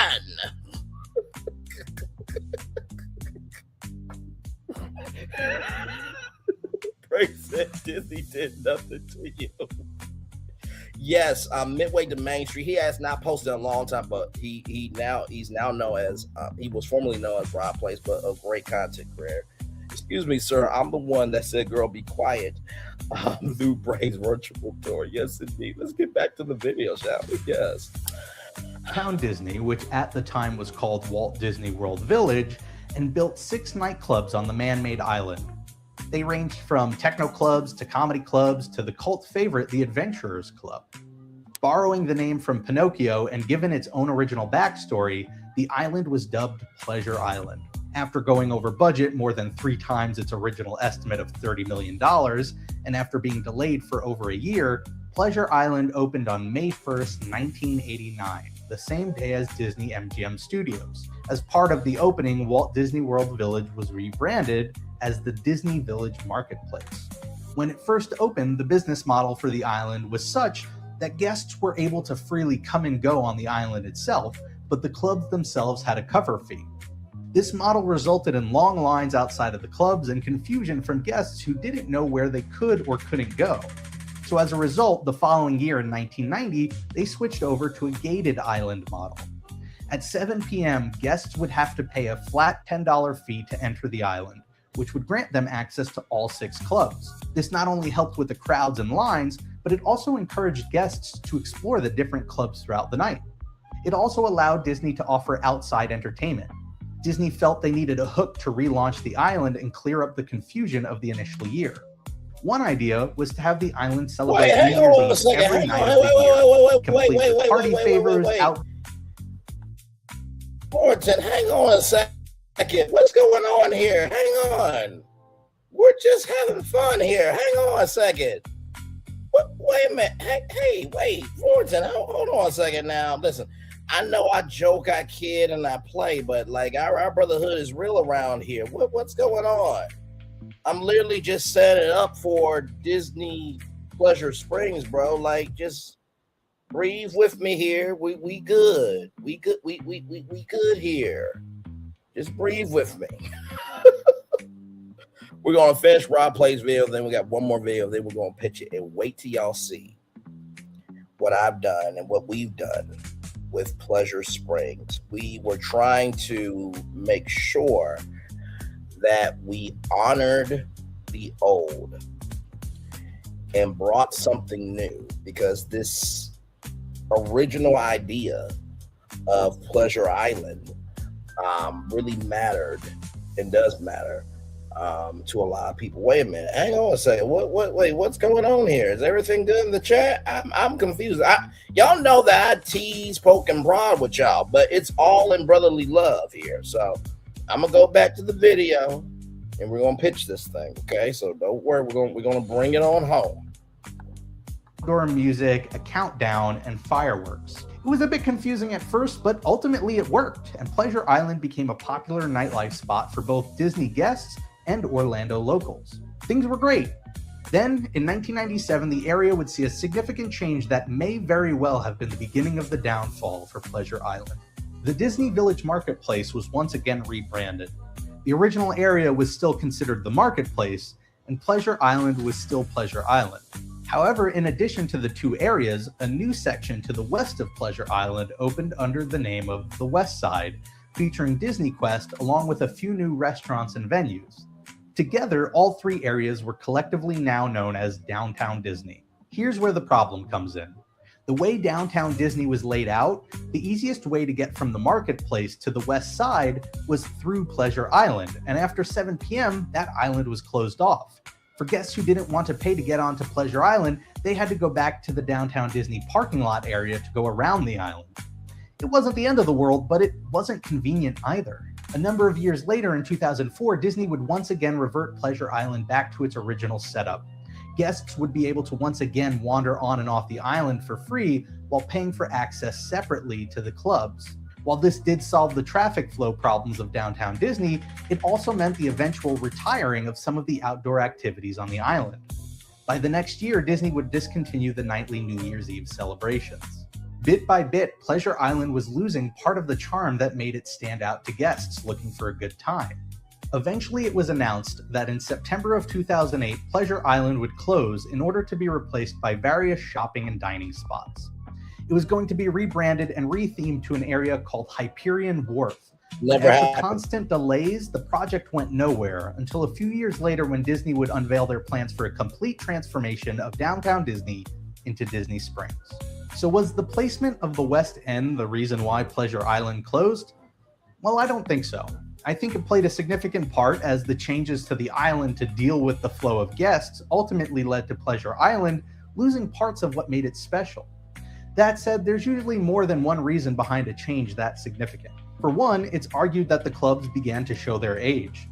Disney is not particularly known for staying on the cutting edge of popular trends. There's also the fact that Disney parks were staying open later over time, and the resort was growing and offering more to do in the evenings, giving guests more options outside of Pleasure Island. That used to be with extra magic Again, hours. with something like this, there will probably never be an official answer. But the changes in the eventual fate of Pleasure Island serve as a good example of just how important something as seemingly simple as layout can be to the life of an attraction or land at Walt Disney World. Very well done, Rob Plays. Miss your brother. I hope that you are doing very well. Now let's go to this next video here. Because when I'm on the road, we can't go to bed without seeing each other's face. So that video chat powered by Spectrum Mobile. Imagine this video here comes to us from Parks and Popcorn. Here we go. A world where Disney created a sort of kids version and young adult version of Las Vegas. But instead here we would have a lot less alcohol and sex. Now, that is actually what they did in the 1990s with Pleasure Island. Any Disney fan will recognize the name Pleasure Island from Pinocchio, because in Pinocchio, there is a part where Pinocchio and his buddy go off to Pleasure Island. Now, they are literally human trafficked by this old creepy man, and they go to this island with all the other boys for fun and free games and free food and drinks and tobacco. The whole island is a nice way for the villains in the film to get the young boys to become donkeys, and then they sell them to the slave mines where they are in the mines for the rest of their lives. It's a really, really dark scene in a Disney movie, so if you watch it back, it's really dark, and some of the dialogue is pretty creepy about what they say about the kids. But we're not going to play any of that here because I'm not trying to get Disney copyright here. And by the way, I'm going to show you why I really like this video, because even though he's got 156 subscribers, he knows how to do a thumbnail. Give me a moment. I just wish Jessica Rabbit was real. Moving on back to the video. Okay. All right. Moving on. Here. Now, luckily, Michael Eisner did not make a front for child slaves. Instead, they made it a weird Las Vegas nightlife experience. That's the Party Meister, by the way. That would have a lot of famous people, including Michael Eisner himself and George Lucas and former US President Jimmy Carter attending a few times. This is a story of Disney's bizarre Pleasure Island.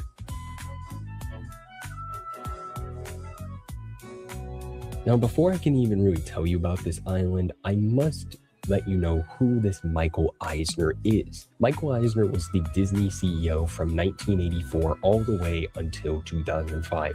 Eisner comes in with his buddy Frank Wells, and they have big plans for the company. Some things that Michael Eisner brought to you and me would include Disney's MGM Studios, which is now called Hollywood Studios, the Animal Kingdom, the Disney Fast Pass system. He even gave us the first ever Disney cruise line. Eisner also worked to open Disneyland Paris, Tokyo Disney Sea, and Hong Kong Disneyland. And of course, you know, the 2001 Disney's California Adventure, which has been drastically overhauled by the current CEO, Bob Iger. However, Eisner even gave us the Disney Renaissance, you know, those really amazing films that you know and love, like The Lion King.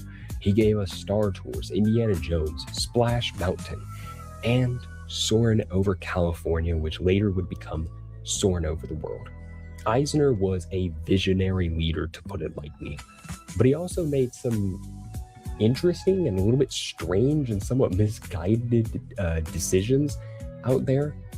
Eisner is both celebrated and sort of hated because he made some really weird decisions for Disney, but he also kind of changed and saved the Disney company for better. But he also did some bad things, like his entire debacle with Pixar. But we're not going to talk about the Michael Eisner story today. Today, we're just going to talk about one of the weird Michael Eisner things, which is Pleasure Island. Now, one important detail about Pleasure Island is actually it is not at all based on the Pleasure Island from Pinocchio in any form. Like, no tie-ins to that whatsoever. And I know, I would have thought the exact same thing as you would think, that this is, of course, a tie-in to Pinocchio, even though it's not that dark as Pinocchio.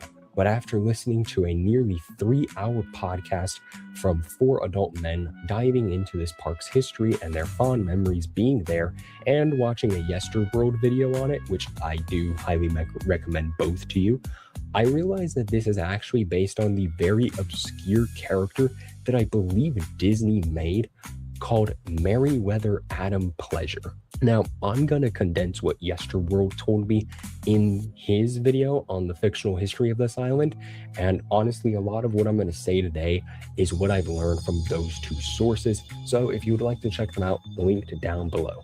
But let's get into who Mr. Pleasure is. Mr. Pleasure was an explorer from the 1900s and found himself in Mexico. Here, he had visions of the Funmeister. Now, one thing you're gonna notice is the Funmeister looks like that moon guy, who I'm totally blanking on name because I never grew up with this moon guy, but it's the moon guy from McDonald's, and this guy was popular at the same time as Mr. Funmeister was created. Now, apparently the Funmeister led Mr. Pleasure to Florida because he was an ancient being, or sort of a spirit, the Funmeister was, being worshipped in ancient Rome by tribes. And I'm not joking, this is a real Michael Eisner Disney story that nobody really knows. Even the people that visited here will touch on how this story was there, but not many people recognized it. It's kind of weird. Anyways, on to the super elaborate story that nobody cared about. Mr. Pleasure then went to Florida because the Funmeister soon traveled over to Florida and was worshipped there by tribes. Mr. Pleasure then goes to Florida and found a totem of the Funmeister, like an ancient artifact, which is really cool because the tribe there then would respect Mr. Pleasure, since Mr. Pleasure had like this deity totem of the Funmeister, and that to them signified we should respect this man because he respects Funmeister and might have been picked by Funmeister. Now you might be thinking, what on earth does this have to do with Pleasure Island? Well, Mr. Pleasure got to purchase the island that these tribes seemingly owned or lived on, and so he purchased that because the tribes said, we respect you and love you because you have a deep connection with the Funmeister. So in 1911, that was acquired by Mr. Pleasure, all because of the totem. Mr. Pleasure immediately started doing what he used to do before exploration, putting industries in, a lot of working industries to create product like steel and paper and whatever else he put there, industry. Well, what would this all do for Mr. Pleasure? Well, it would fuel his exploration journeys. And here, Mr. Pleasure went on some journeys. But one day, he was lost at sea.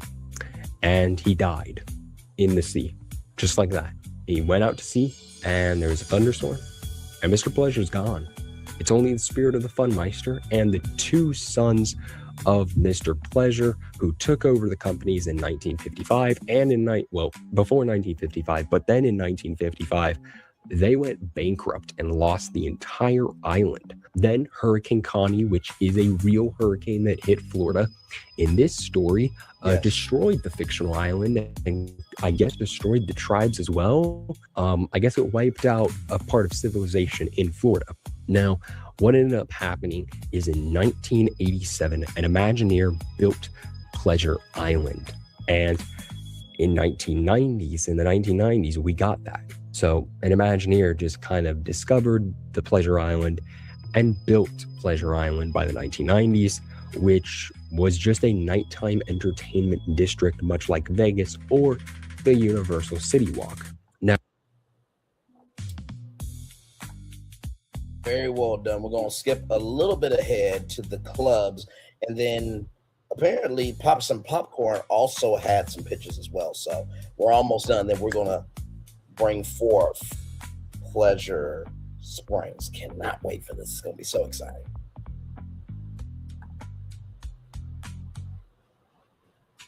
Now, one of the more popular places was a 21 and older dance club called Mannequins, where you danced and drank. Here, performers dressed like mannequins, because why not?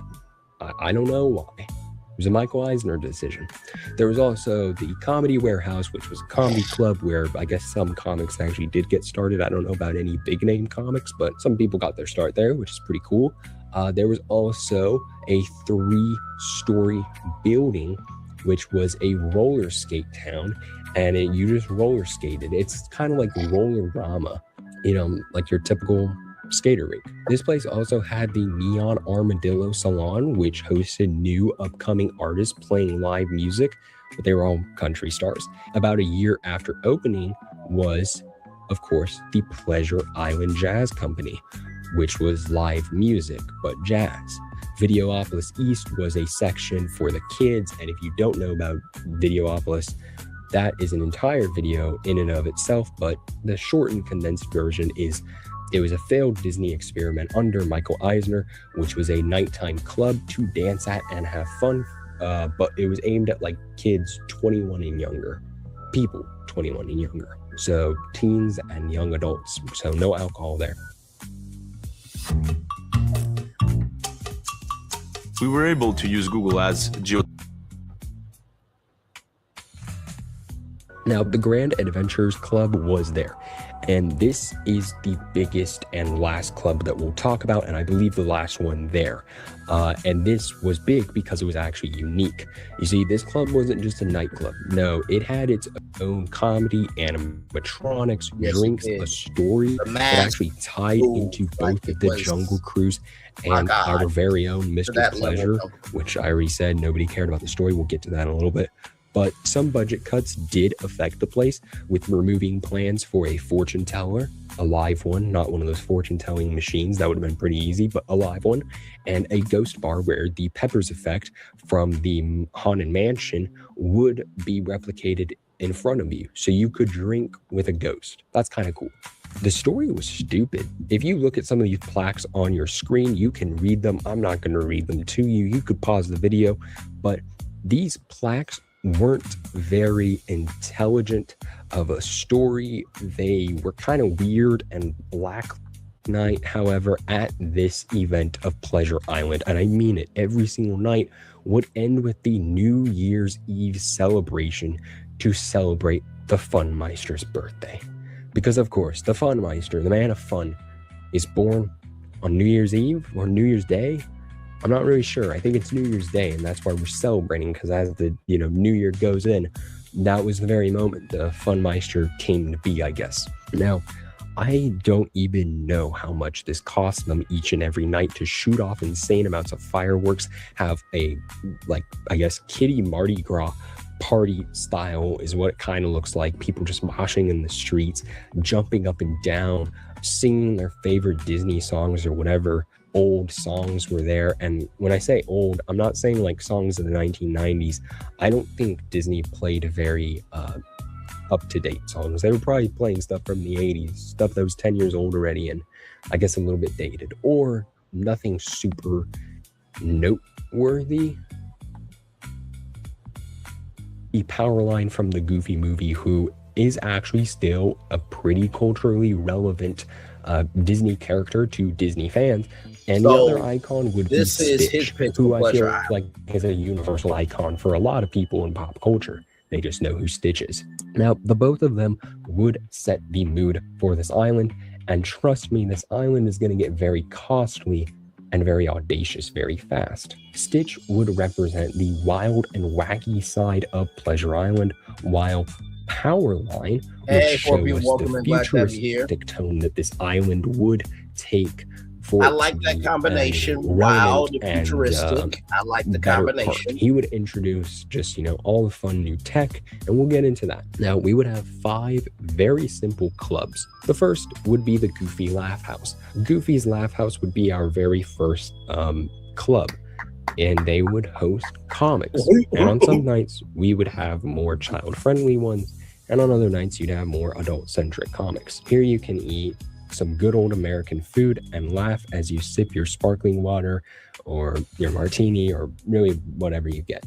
Now, Powerline's Powerhouse would be where guests experience cutting-edge technology such as an immersive VR experience, high-tech escape rooms, and a retro-futuristic arcade with some old games and some new games like, I don't know, Beat Saber or a VR Minecraft or a VR Fortnite Disney experience. Y'all know what's coming. You know, stuff that's more relevant.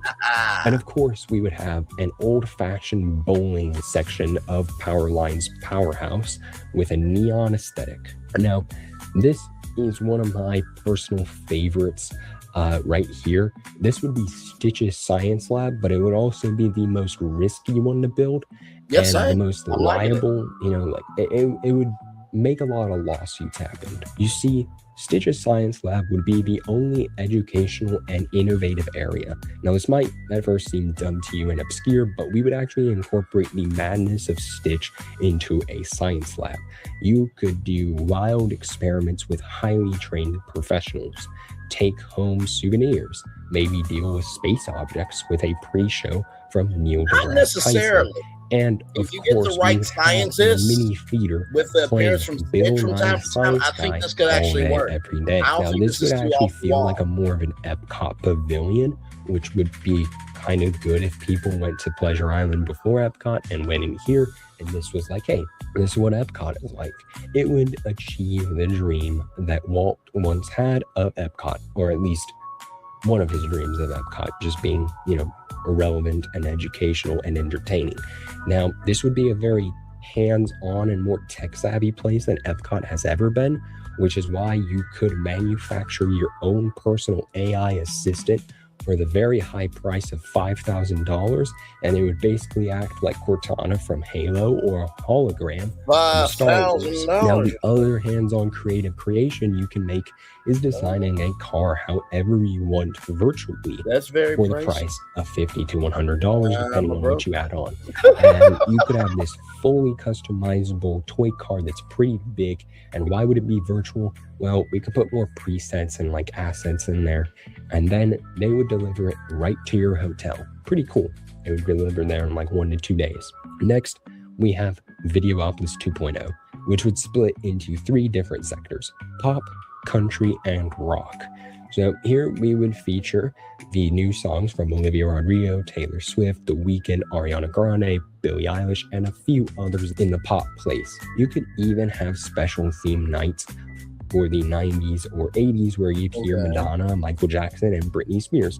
And why not every once in a while have Deadpool come out and randomly dance to Bye Bye Bye with the entire crowd? Now, the country room would feature some more live music from small artists and bands with some new and old country. And we'd also, of course, play some, you know, music whenever a band couldn't make it, such as Jelly Roll, Brad Paisley, Megan Maroney, and more. Culturally relevant artists, and maybe even somebody as old as like Johnny Cash. It's just classic staple, Jimmy Buffett. Now, the rock room would feature a mosh pit of new and old rock and metal, all the while incorporating Animal from the Muppets in here. In the pop room, we would have Mickey and Friends in neon outfits and probably Powerline walking around. And in the country room, you would have Woody somewhere. Now, finally, the most important and most expansive one that really transforms this island. I already know I said Stitch's Science Room, you know, that place would be very expensive and liable and very fun. This gets better. The most important one is the Society of Explorers and Adventurers Club. Shout out to All Pan Disney.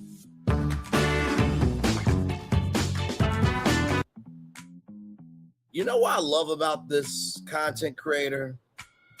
They understood the old while also allowing a new legacy to form. Very simple ideas. I do think the Stitch Science Lab would be very cool because science is cool. You find the right scientists that they have that science degree. You can find those experiments that can bring color and wonder and sound. Like Pleasure Island is, I think that could actually be something. Parks and Popcorn, you're good people. I like you. Now, for those of you that do not know, C is something that Disney created, and we will make a video someday on it. It's an organization of explorers and adventurers that ties into the films, TV, and most of all, the theme parks. And it's this interconnected universe that kind of gets complex over time. Now, this club would be an homage to the old Adventurers Club, but with sea stuff, Indiana Jones stuff, and even Jungle Cruise movie stuff tying in, and the Jungle Cruise ride stuff. Now, here you can either sit back and relax, or you could have a new sort of a tiki room show play out with tiki, sea, and tropical birds. You could eat some tropical foods from South America. You could drink tropical drinks. Or you could go and explore the rooms and discover the secrets of both Indiana Jones and Sea, and go on the Indiana Jones quest or the Sea quest. Both would end and intertwine with each other in an epic climactic search for treasure. Ancient South American temple treasure, and a guest appearance from Davy Jones and Jack Sparrow. Jack would help you battle Davy, and yes, this would be a massive deal that would be only on select days and select nights. And yes, this entire journey would expand all across Pleasure Island, and this final climactic event would kind of be like a massive stage show that the crowds could see that weren't even like involved in this, but the kids that, you know, get involved in this quest, and maybe some of the adults that get involved with this quest and go on it, would be able to like assist in the show. And of course, there would be Disney cast members helping them. And this would also segue into the epic fireworks celebration each night that this goes on. Now, as for restaurants, we're going to utilize the characters of Powerline, Baymax, and Stitch for 3 unique Betamax Powerline would give you very nutritious and healthy food, as well as high caffeine Disney branded energy drinks that may or may not be FDA approved. Big Sushi Bay would be on the outskirts next to the Bay Area, of course, like on the water. You would dine there, and it would be themed to Big Hero 6 with sushi, and Baymax would be there to greet you. Finally, Stitch's Slop would be the most trashy, greasy, and just over deep fried American food. You'd also get like just disgusting food. Greasy hot dogs, greasy burger, greasy fries. And it would very much be a space environment for Stitch. Shopping would incorporate the remnants of the old Pleasure Island with Pleasure Co., where you can get the retro Pleasure Island shirts and the Funmeister stuff and Jessica Rabbit stuff with the old Disney's 90s movies, such as DuckTales, Darkwing, Beauty and the Beast, The Lion King, like all those Disney 90s stuff would be here. And then you'd have a trading outpost style of a shop where you get all your Sea, Indiana Jones, Pirates of the Caribbean merch, and then you'd have a modern space shop with Stitch merch, Star Wars merch, Powerline stuff, and a little bit of Marvel with the Guardians of the Galaxy. Now, I know if you are still watching, then you know that I have a very vivid imagination and that this will cost a lot. Now, I am just estimating this price solely off of really 2 things, but really nothing at all, because a lot of these new Disney expansions that have already been built are kind of dated, the 2 that I'm going to give you. So I'm going to give you a number, but we're going to base it off of 2 things, Pandora and Galaxy's Edge. Now, this right here would cost $1.2 billion based. So $1.2 billion. I think people would be very excited. First of all, let's give it up to Parks and Popcorn. Did a fantastic job. Like I said, it is always the smaller creators that are stumping the yard for damn sure. So congratulations. Now, I'm going to need Tink's help here because Parks and Popcorn did a great job. Midway to Main Street did a great job. Rob Plays. And also, too, probably at Disney did great. And even Bob Iger did his thing. So, Tink, can you help us here?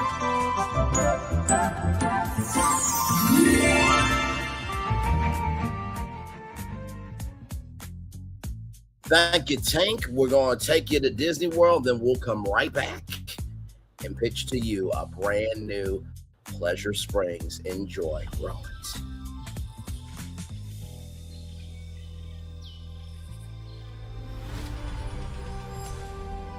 Here you leave today and enter a world of Mickey Mouse!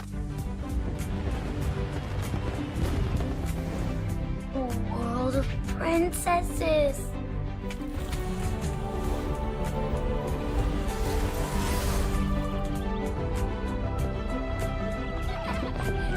A world of villains. And heroes. Raise your sabers.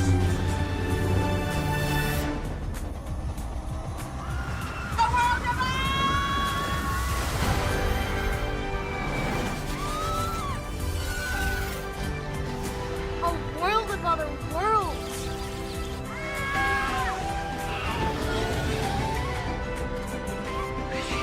A world of all the favorites.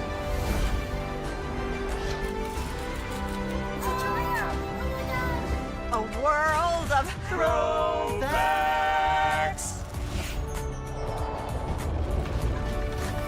A world of For whatever you love, infinite worlds await.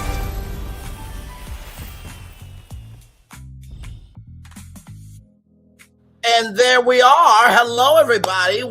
Welcome in. Glad to have you here. We are live from the Walt Disney World Resort. The Cinderella Castle is behind me here, and fireworks are going off. So let's get to Pleasure Springs, where from this space is a island energy full of possibilities. Here we go, everybody. Let's design a 90-acre Pleasure Island reimagined.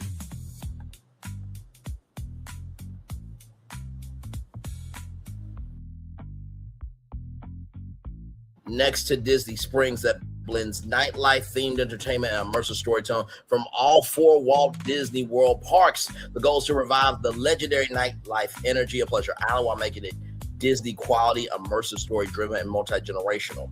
First, a little context, conjecture, and connection for you all. The original Pleasure Island opened in 1989 as a nighttime district of comedy clubs and dance venues where New Year's Eve was celebrated every night. I just want you to know personally, with Florentine and Phil, we could not do this thing without bringing that back. That New Year's Eve will be back every single night, okay? And we are talking so big that at midnight, when the fireworks are going off at Pleasure Island, fireworks are going off at Cinderella Castle and Magic Kingdom, fireworks are going off at World Showcase, fireworks are going off behind the Chinese Theater, and fireworks are going off behind the Tree of Life. So Pleasure Island will be booming all over Walt Disney World Resort. Oh, we're not playing with this one, okay? Thought we did something with Universal, and we did. We're throwing down with Disney. And Disney never did that. Yes, you could. Yes. That's how this brother right here never gets any smoke from anybody, because all the links are in the description box there. It featured venues like the Adventurers Club, 8 Tracks, Mannequins Dance Palace, and Neon Armadillo before closing in 2008. When Disney redeveloped the area into retail-focused Disney Springs, your concept brings those icons back, but themed to the 4 Disney parks. Here we go.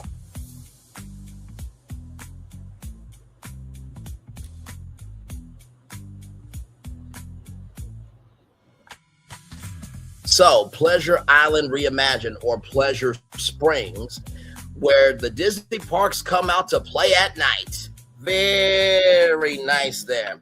A nighttime entertainment island divided into 4 lands inspired by the 4 parks, plus the Disney Quest Tech District. So Kingdom Quarter, Magic Kingdom Energy, Future World District, Epcot Energy, Studio Backlight District, Hollywood Studios Energy, Adventure Wilds District, Animal Kingdom Energy. Let's keep going. And then, of course, we have the Disney Quest Tech District, an indoor mega attraction, and the Central Hub Pleasure Plaza Midnight Celebration Stage. You know, throughout the day, the stage will be used for different things, but at midnight, that's when that plaza comes alive, everybody.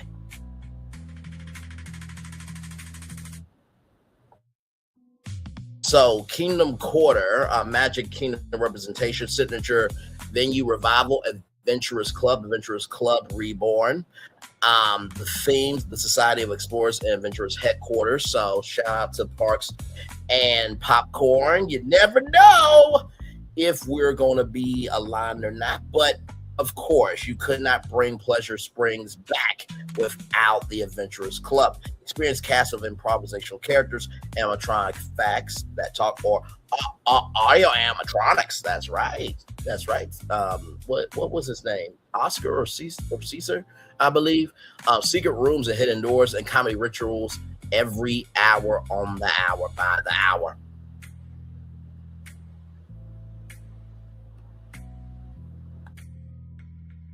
So original club featuring improv performance, interacting with guests inside 1930s Explorer Clubhouse filled with artifacts. New rooms, Jungle Cruise Navigation Bar, Expedition Everest Ice Cavern Lounge, Pirates Tavern, and a haunted library speakeasy. I wonder if the Haunted Mansion has a haunted library. Of course, it would be haunted indeed. Yes, indeed. I brought up the name by accident. By the way, he's saying Pleasure Springs, and that's how history was made. Absolutely, my friend. And that was a great way to honor the old, bring in the new, which is what we do here at BFP Imagineering very damn well, if I do say so myself. Restaurant Skipper Society Mess Hall. And then see Secret Mission Interactive Puzzle Adventure across the district. Just like, now listen, I did not know about or springing into pleasure. Okay, look at Flint. Okay, yes, I'm loving it. You know how much I'm loving it? Give me a moment. McDonald's, I'm loving it. I love our damn show so much. But yes, an interactive puzzle adventure across the district. And of course, Future World District Epcot representation. Now, of course, Phil was like, what you gonna bring back for this? 8 tracks, of course. As you guys know, there was the 8-track cassette, and you had disco and everything in between, the 70s and 80s groove, and the techno, computer love. Roger and Zap, shout out to them. But this is 8 tracks reimagined. Let's get into it.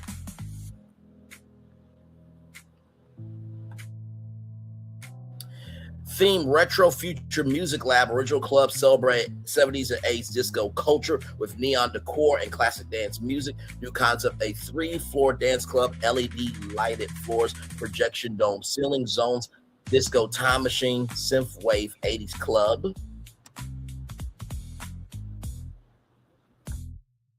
And Future Beats Lounge, restaurants, Spaceship Earth Lounge, Cosmic Table, and World Showcase Food Hall. Attraction, test track racing bar simulators where guests race before drinks. Let's keep going. Now, we did a chill zone edition of BFP, and I said, wouldn't it be cool if Mannequin's Dance Palace was able to be infused into Hollywood studios? Well, we brought it back with Pleasure Springs, everybody. Signature revival. Mannequin's Dance Palace, a part of the Studio Backlight District Hollywood Studios representation, or Imagination Wood Studios representation. Theme Hollywood After Dark. The original club had a rotating dance floor and techno atmosphere with mannequin performers. New concept, massive spinning dance floor. Okay. Damn, that was your imagination of what was new wave music. See? See, what I knew about us is that we give a damn uck, and here's the thing. We don't give a damn uck or ish about the history that's hurt us, because it's hurt us. Why would we bring that history back in the space of creating anything? But we do give a damn uck and ish about creating something from the history that can help us. Let's keep going. So, massive spinning floor. This is a new concept fashion runway stage. Live DJs, rooms, the Star Wars Cantina Club, the Marvel Multi-Universe Lounge, Pixar Animation Karaoke Bar. Now, you could sing I Would Had Nothing If I Didn't Have You, but do not sing You Ain't Never Had a Friend Like Me, okay? And try to be somebody's genie in the middle of the night in Pleasure Island. There are children around. Be respectful. Well, actually, scratch that, because this island will be for people 21 and older. So sorry. Yeah. Oh, this is grown for the people. Okay. Restaurants rather. Hollywood Brown Derby after hours in the studio commissary grill. Attraction movie stunt party.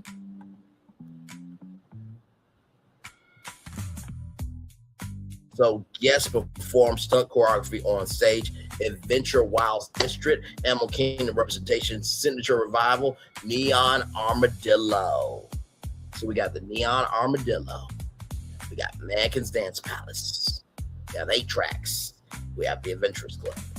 Could bring back everything because this is honoring what used to be Pleasure Island. But the good thing about this revival is that all other clubs, we can have artwork honoring those other clubs that we could not bring back, but they are still integral to the history of Pleasure Island. Let's keep going here. Neon Armadillo Reimagined themed global expedition outpost.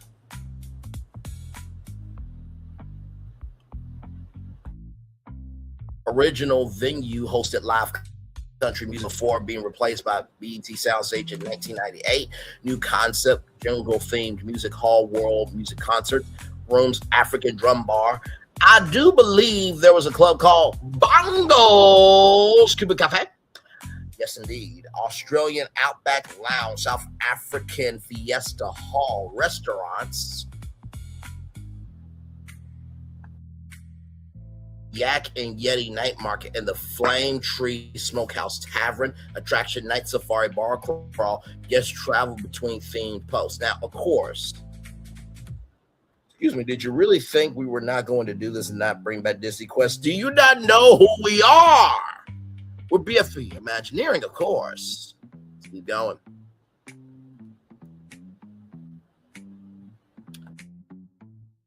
Disney Quest Tech District Revival. Signature attraction, Disney Quest. A 7-story.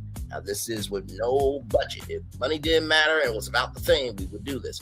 7-story indoor digital theme park, but it will probably be that 3-story indoor theme park. And not to mention, this would be the revival of bringing Disney Quest back to regional entertainment energy, right? So zones, virtual reality, adventures, esports arenas, interactive rides, retro arcade, and content creator studios. That's right, we got you content creators on lock, on deck, and in the zone. Major attractions here. So we got the Pirates of the Caribbean VR battle, Tron Light Cycle Arena, Wreck-It Ralph Arcade Tower, multiplayer Jungle Cruise Simulator. And did I mention? Come here. Hey, guess what? Guess what? We're going to bring back one thing. And this thing is so important. And no, it's not Animation Academy. We're bringing that back. Welcome to Cyberspace Mountain. Bringing it back.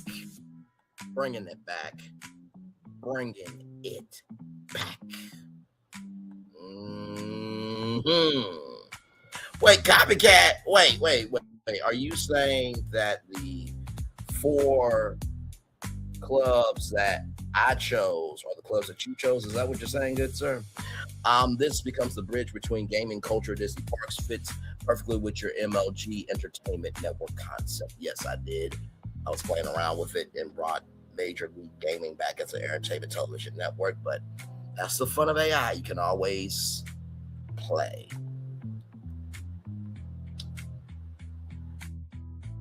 And then, of course, the nighttime island tradition, midnight celebration every night, New Year's Eve at Pleasure Island. Fireworks over the lagoon countdown party in the Central Plaza. So, that confetti that you saw, it will be times 10. The balloons that come down will be times 10. And then I mentioned Pleasure Island New Year's Eve celebration will be in every park. Magic Kingdom at midnight, Cinderella Castle, Epcot, World Showcase, and Spaceship Earth. Oh, we're going there. The one, the only Chinese theater, fireworks over that in the Tree of Life. So all 4 parks, along with Pleasure Island, will be raining down in confetti and fireworks every night. So confetti will be on Main Street. Confetti will be dropping down into the experimental prototype community of tomorrow. Confetti will be in Hollywood, and confetti will be in the animal kingdom. Nostalgia lives, my friend. Yes, indeed. The original island famously celebrate New Year's Eve nightly, a tradition fans still remember.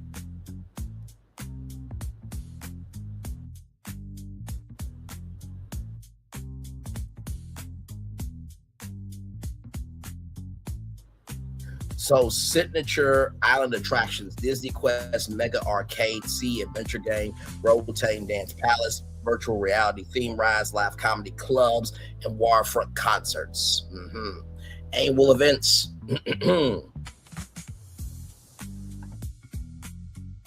Disney After Dark Festival. Oh yeah. Y'all didn't expect that, did you? Oh yeah, we're doing Pleasure Island New Year's Eve at every single park, every single night. Every single park, every single night. Every single park, every single night. Every single park, every single night.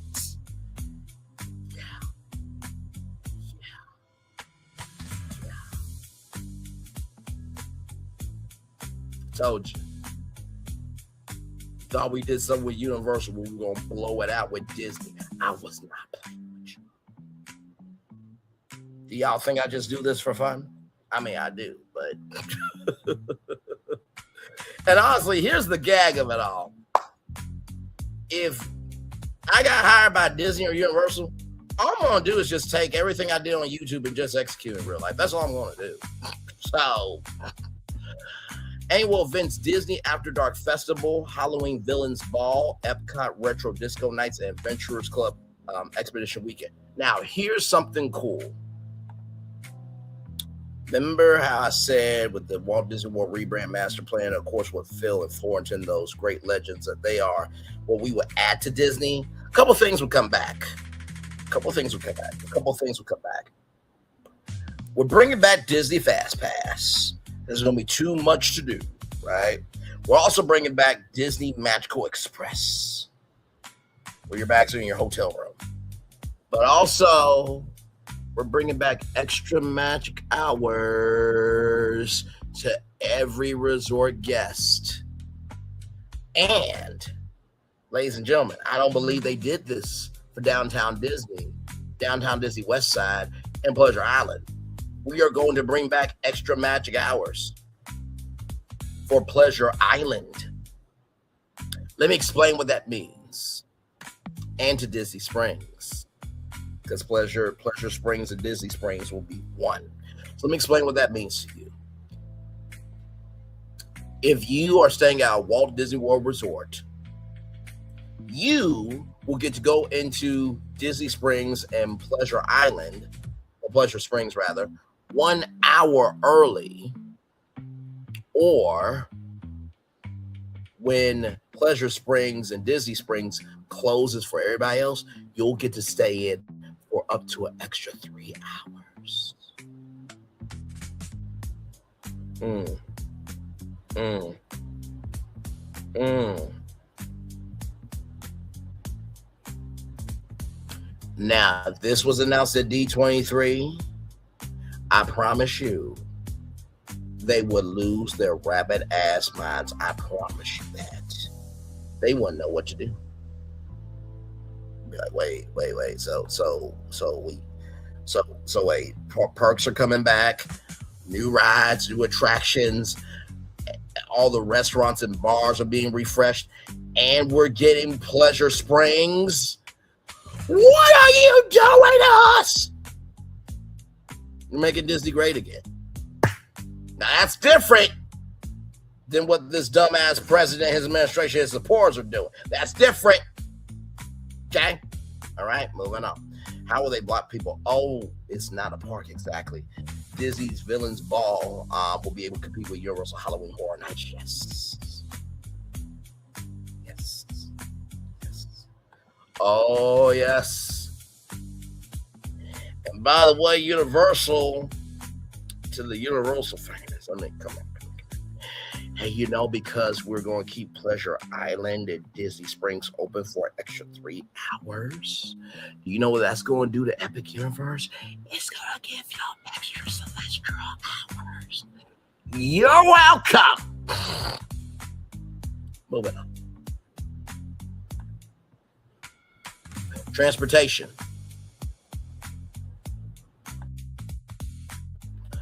Arrival by Disney Springs Bridge, Skyliner Station, water taxis, and monorail nightlife shuttle. Why this would work?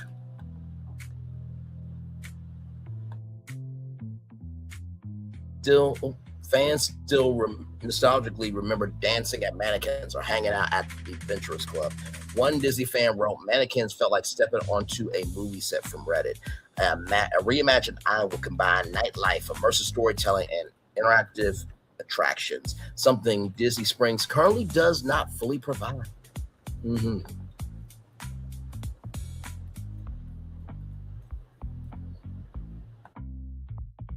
So the overall layout philosophy: central hub, pleasure plaza, 4 surrounding districts inspired by the parks, indoor mega attraction district for Disney Quest Revival, waterfront boardwalk connecting everything, 90 acres.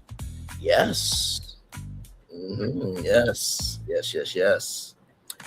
The island is designed to be a hub and spoke nighttime park similar to Magic Kingdom.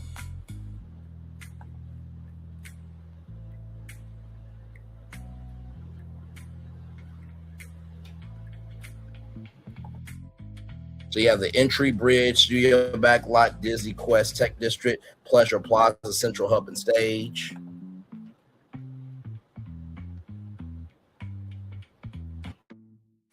Kingdom Quarter, Future World District, and Adventure Wilds.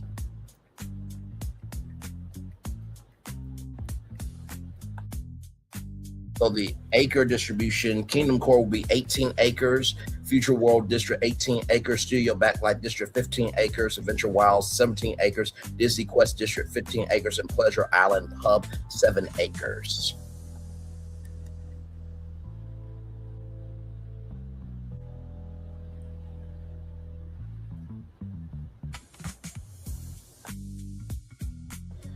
So, Adventurers Club for Kingdom Quarter, inspired by Magic Kingdom. Adventurers Club flagship show venue: Pirates Tavern Bar, Haunted Mansion Speakeasy, Skipper Society Restaurant, Sea Adventure Puzzle Style attraction, street design,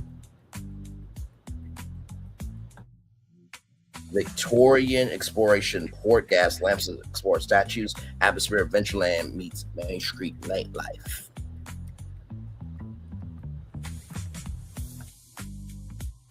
Future World District, 18 acres, inspired by Epcot. So 8 tracks is the signature venue. 8 tracks: Retro Dance Club, Spaceship Earth Lounge, World Showcase Food Hall, Test Track Racing Bar, Cosmic DJ Dome. Street design: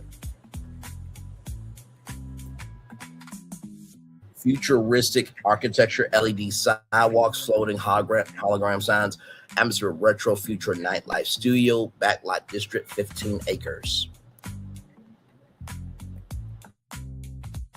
Inspired by, don't want to say it, but I'm copying this. Inspired by Disney's Hollywood serials on Disney's Imagination Wood Studios. Signature venue, Madkins Dance Palace. Key locations, Madkins Dance Palace, Star Wars Cantina Club, Marvel Multi-Universe Lounge, Pixar Karaoke Studio, Stunt Show, Party Stage. Street design.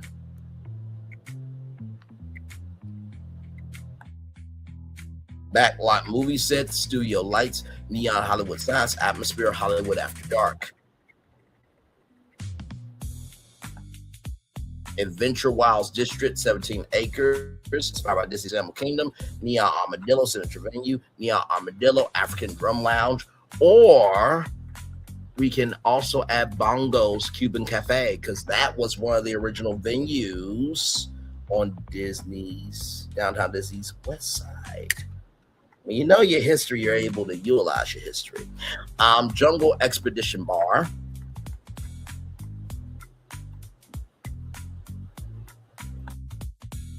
Yak and Yeti Night Market, Night Safari, Interactive Attraction, Street Design, Lantern Lion, Wood Bridges, Jungle Camp, Atmosphere World Music Festival meets Jungle Expedition Water Taxi. I see your comment there, Florentin.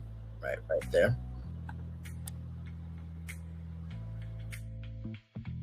Then, of course, the revival of Disney Quest Tech District, 15 acres, massive sub-story indoor complex, major attractions, Pirates, virtual reality battle, Tron Light Cycle Arena, Wreck-It Ralph Arcade Tower, Warrington, Water Taxi, Arrego, Saratoga, Old Key West, and Port Orleans. Yes, it does.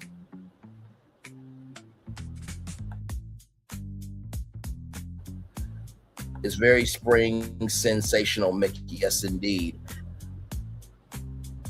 I'm not going to say nothing. But clock that comment. Hey, 5 people, welcome in. Glad to have you here. We're just talking some Pleasure Springs. We're pitching an all-new entertainment district that is honoring Pleasure Island while also bringing in the Disney Springs energy. So glad to have you all here. Like, comment, share, subscribe. Glad to have you all here. Esports Arena Gaming and entertainment, gaming tournaments, esports arena, now entertainment, gaming tournaments, virtual reality rides, and creator streaming studios. This district strong connects with your gaming entertainment vision.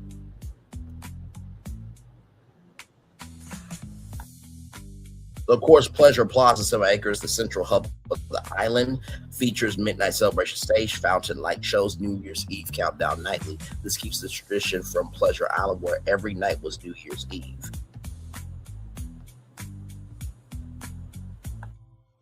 And then, of course, the waterfront boardwalk encircles the island, features rooftop bars, balloon fireworks viewing, street performance, and food kiosk.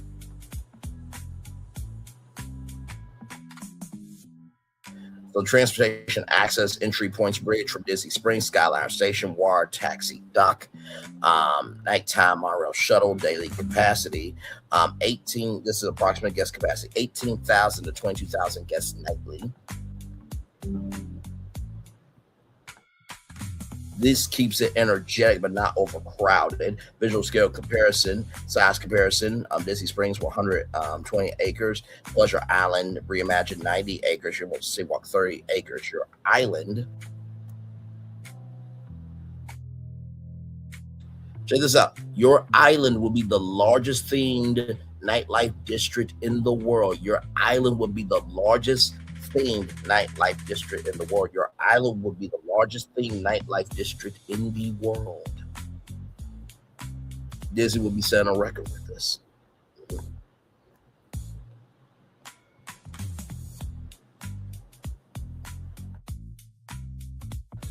So let's zoom in on the odds, darlings. Okay, here we go.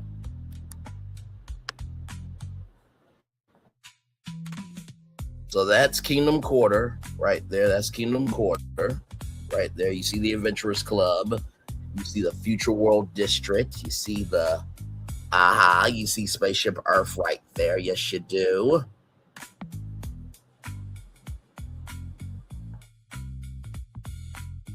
Mannequins Dance Palace. Oh man. Disney, this is a D23 announcement if I ever seen one. I don't think the audience would be able to have a mental capacity to take this in, because this will be the first time that Disney actually has been cleared of their allergies in a long time of being allergic to creativity. Let's keep going.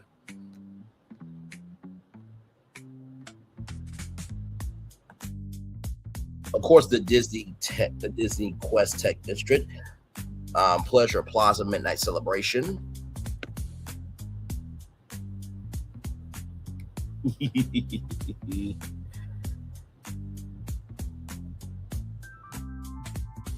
And then Neon Armadillo. How about that? How cool is that? Right? Right? I mean, come on. I would listen. That's how you bring the old and expand the new, right?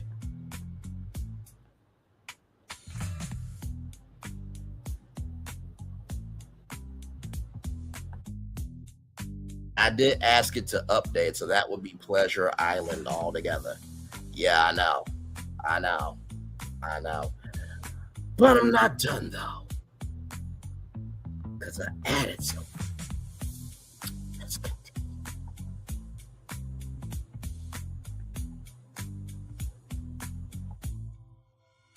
What does that say? I said, add Tiana's Palace, a sit-down restaurant, to the Magic Kingdom section. Add the Axiom restaurant to the Epcot section. Add the Sorcerer Conqueror restaurant to the Hollywood Studio section. Add the Pride Rock Steakhouse to the Animal Kingdom section, along with a Typhoon Lagoon Bar and Lounge and a Blizzard Beach Bar and Lounge. Didn't I tell you we were going to blow it out with Disney? Y'all, did y'all not know who y'all were dealing with? I'm sorry.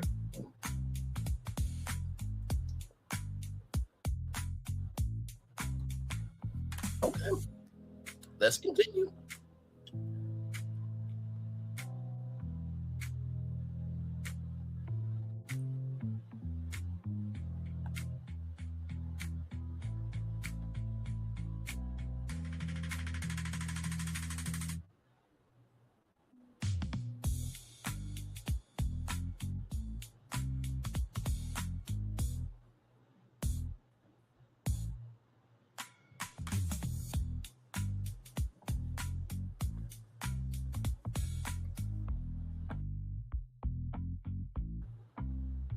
Yes, you may.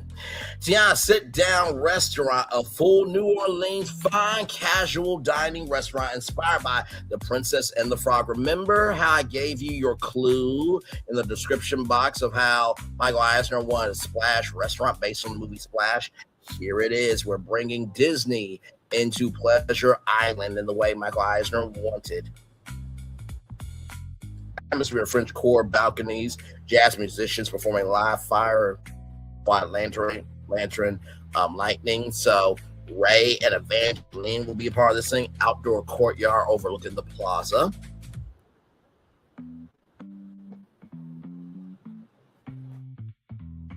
The menu: shrimps and grits, bayou gumbo, beignets and hickory coffee. La Renee Creole, that's for you, gorgeous, right there. Of course, it would be from Cafe du Monde. We're going to be on purpose with this. Occasion seafood boil, and also, too, some good old catfish, baby. Yes, indeed. With some Louisiana hot sauce. Yes, indeed. Signature moment: every hour, the restaurant hosts a second line parade through the dining room. Other venues in this district still include the Adventurers Club, Pirates Tavern, and Haunted Mansion Speakeasy. So imagine you're going from the Adventurers Club to the Pirates Tavern to Haunted Mansion Speakeasy to Tiana's Palace in one area. Yeah, that's what we do over here. BFP Imagineering. Future World District, Epcot inspired. Let's go to the Axiom restaurant. Here we go.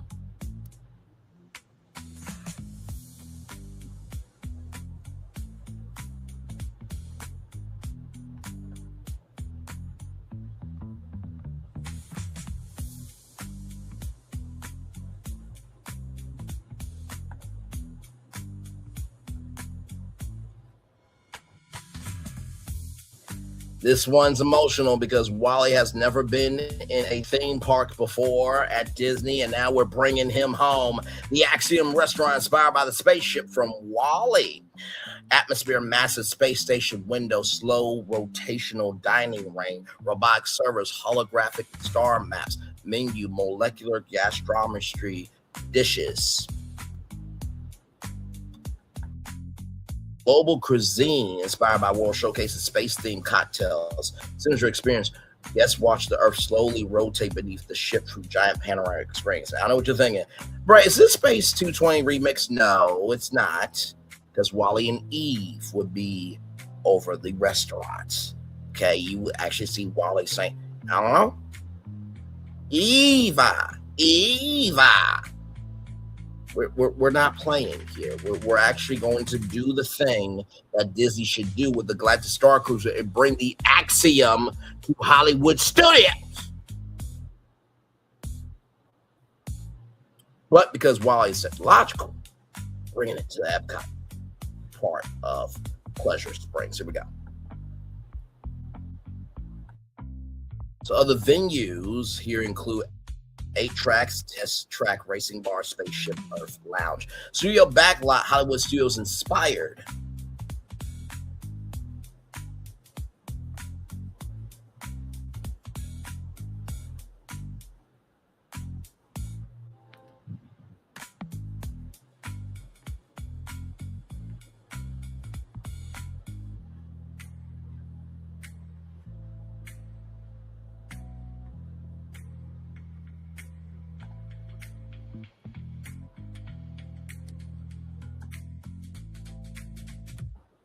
Right here, the Sorcerer Conqueror Restaurant, a cinematic, mystical dining experience inspired by the magical worlds of Marvel and fantasy. Atmosphere, floating relics, spelling circles, glowing on tables, portals opening on walls.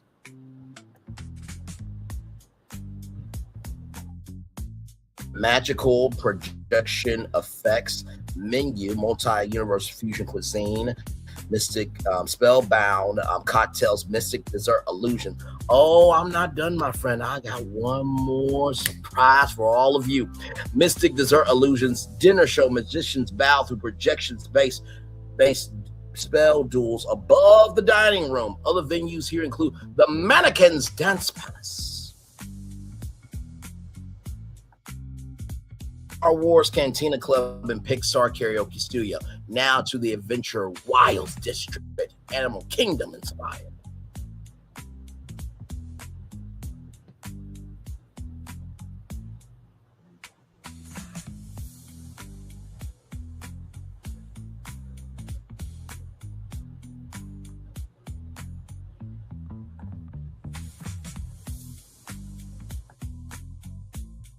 Pride Rock Steakhouse, a premium steakhouse inspired by Lion King. Yes, there will be vegan dishes there. Okay, we make sure everybody's good. Atmosphere, dining terrace, shaped like Pride Rock, Savannah sunset projections, fire torches, African drums, animal silhouettes moving across the horizon.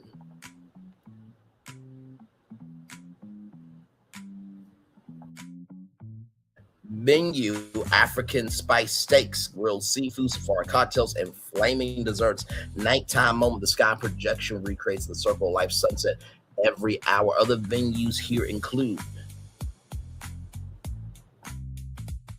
Neon Armadillo, Jungle Expedition Bar, African Drum Lounge. Now, these are the water park lounges. So this will be Island Boardwalk. These connect the island to Disney's water park energy. Typhoon Lagoon Surf Bar and Lounge.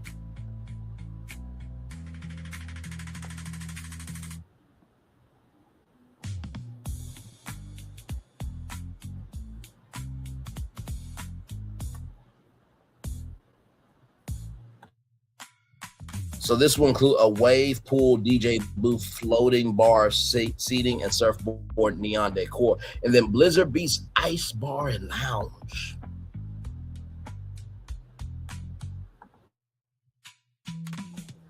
Inspired by Disney's Blizzard Beach.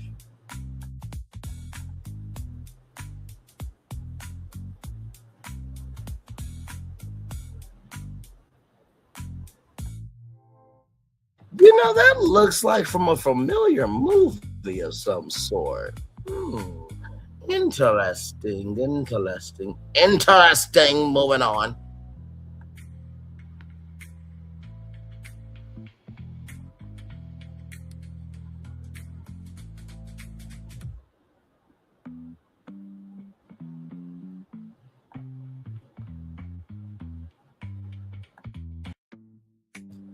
Frozen cocktail bar will be a feature ski lawn dance floor, snowfall light effects, and signature drink the avalanche margarita. Total dining across the island, major restaurants, Tiana's Palace, Axiom Restaurant, Sorcerer Conqueror Restaurant, and Pride Rock Steakhouse. Now you're probably wondering, right? See? If Frozen can be utilized purposefully to expand the story and not just spread it everywhere for exposure, it can work, but it has to have a purpose. Now, you're probably wondering, Braylon, there were so many restaurants that you could choose from the 90s Disney decade. Well, I did bring The Lion King because that's one of the animated movies there. But here's the thing about all the parks, right? What about Agrabah? You don't think that they can make some Agrabah inspired dishes at Pride Rock Steakhouse, Sorcerer Conqueror Restaurant? You know how much Disney magic is imported to anything and everything? There are movies that may not get mentioned that there could be dishes there. Same thing with the Axiom Restaurant. Disney knows how to utilize technology, can make some dishes and drinks. And then Tiana's Palace. The princesses, right? The princesses. And this is how I saw it, right? The princesses come down to New Orleans, baby. So imagine Snow White in New Orleans, baby. Imagine Rapunzel in New Orleans, baby. You get to see a whole different side of those princesses. Yes, indeed. Now, personally, I would like all of them to be plus size myself, but we have to stick to the story. So unfortunately, it is what it is. So yes, but let's continue. Lounges and bars. Typhoon Lagoon Surf Bar. I never miss a chance to get what I want. Blizzard Beach Ice Lounge, Pirates Tavern, Spaceship, Earth Lounge. Jungle Expedition Bar. I like everything here. This exceeded my expectations in an Eisner way. Sir, thank you. Girls Night Out. Yes, because the princesses, they need to let their hair down. And what other place can the princesses have besides Tiana? Tiana can get down. You understand? So you need an environment that can allow you to make it do it. I know all these choices in one area. The largest themed entertainment nightlife district in the world. Okay.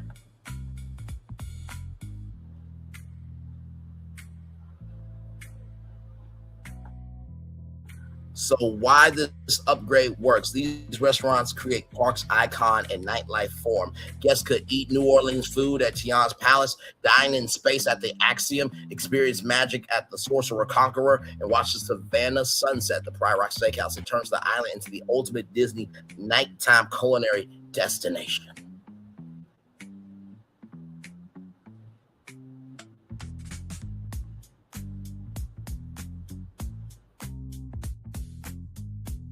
It could make a Braylon Lee virtual tour storyline for your live stream, which would be perfect for your Imagineering style content.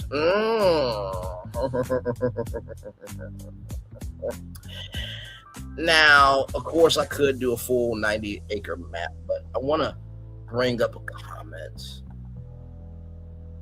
I did say that comment was going to matter. I did say that, didn't I? I did. Let's go to that.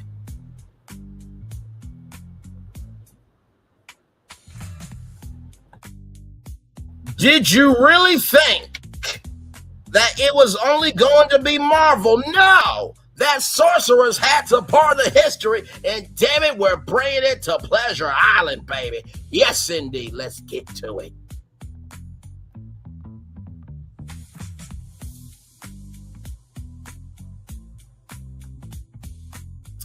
Great idea, making the Sorcerer's Hat the anchor of the restaurant ties the district directly to the cinematic history of Disney's Hollywood Studios, where the hat once served as the park's icon. Also reinforces the magical storytelling tied to Mickey Mouse as the sorcerer from Fantasia and from Fantasmic. Below's the update Sorcerer Conquer Restaurant concept with the hat as the architectural centerpiece. So here's a Sorcerer Conquer Restaurant anchor Mickey Sorcerer hat.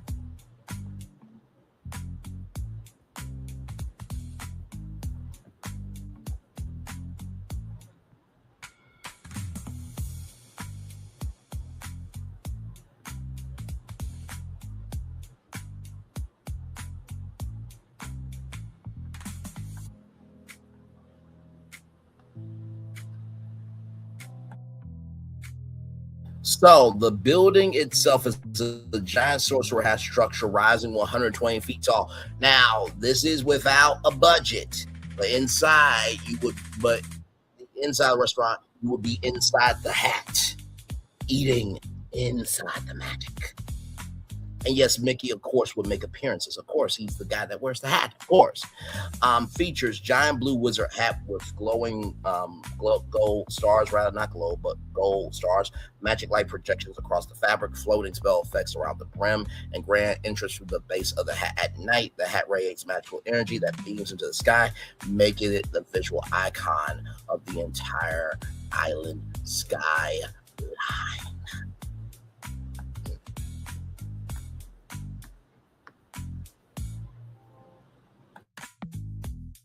One and four. What do you mean 1 and 4? Give some more context, conjecture, and connection there, good sir. Inside the hat is a multi-level mystical dining adventure. Level 1, the spell lobby. Yes, enter through a magical hall where rotating brooms sweep the floor. Spell books whisper secrets. Enchanted relics glow in glass cases. A giant magical portal leads to the dining chamber. Yes. Level 2, the Sorcerer Dining Hall. The main restaurant space sits inside the hat's crown. Designed spiral balcony shaped like magical rings, glowing spell circles projected onto tables, enchanted constellations across the ceiling. Every 30 minutes, a spell storm spectacular occurs where the entire room comes alive with magical projections. Number 3, the Conqueror Lounge. This is the Sorcerer Conqueror Restaurant. Here we go.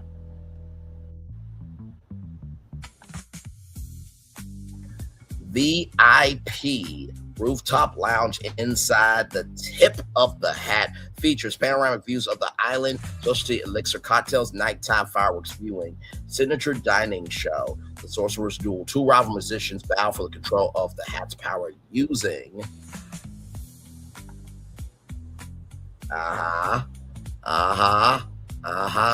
see what you did. I actually pitched Mickey. Well done. Yes, indeed. That's why I couldn't give it away. I just said, that's an interesting comment you made. I'm not going to confirm or deny anything, So where I was thinking about eating under the Sorcerer's Hat last week, I don't remember why. Everything connects, my friend. Yes, indeed it does.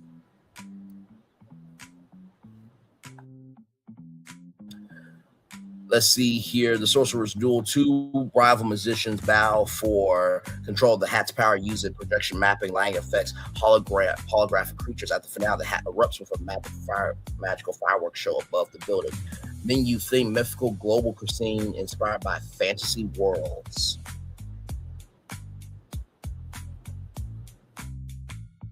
Example, fire appetizers, fire dragon, shrimp, enchanted forest salad, entree, sorcerer steak, spellbound lobster, multi-universe pasta, desserts, chocolate starfall, chocolate spire, and magical mirror cheesecake. You guys signed Phil. Oh, okay, so Phil was asking that. Okay, so Phil was thinking about eating under the Sorcerer's Hat last week. There it is.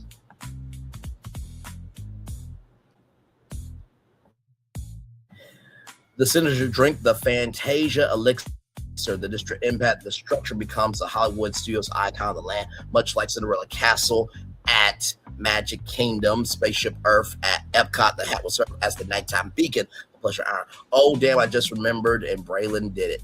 That part.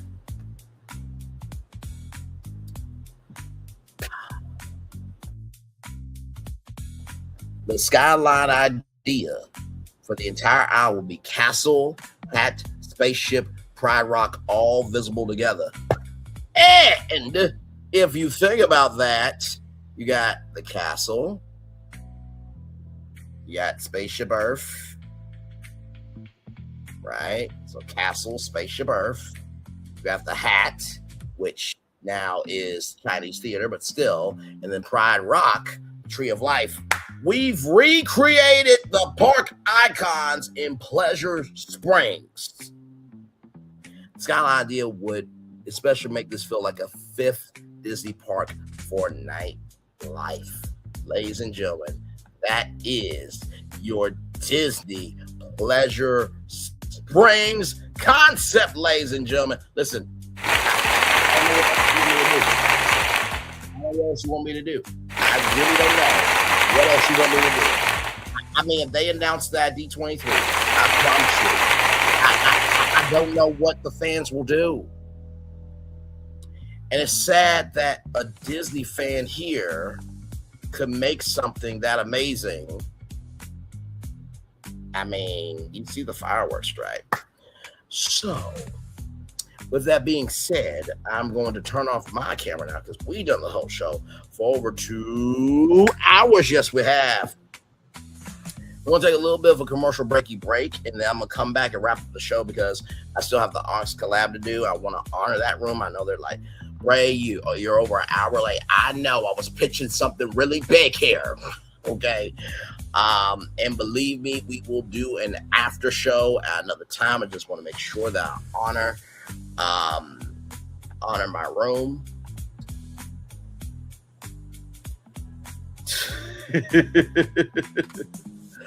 Well, here's the thing, right? I just typed in 90 acres just to have fun with it. You know what I mean? Now, of course, 40. This would not work on 40 acres. This was, unless you can take all that and make it 40 acres, that might be a bonus assignment for you. But listen, so what we're going to do is we're going to take a little bit of a commercial break, a Disney break, that is, and we'll be back right after this. Tink, can you take us into the break, please? And thank you.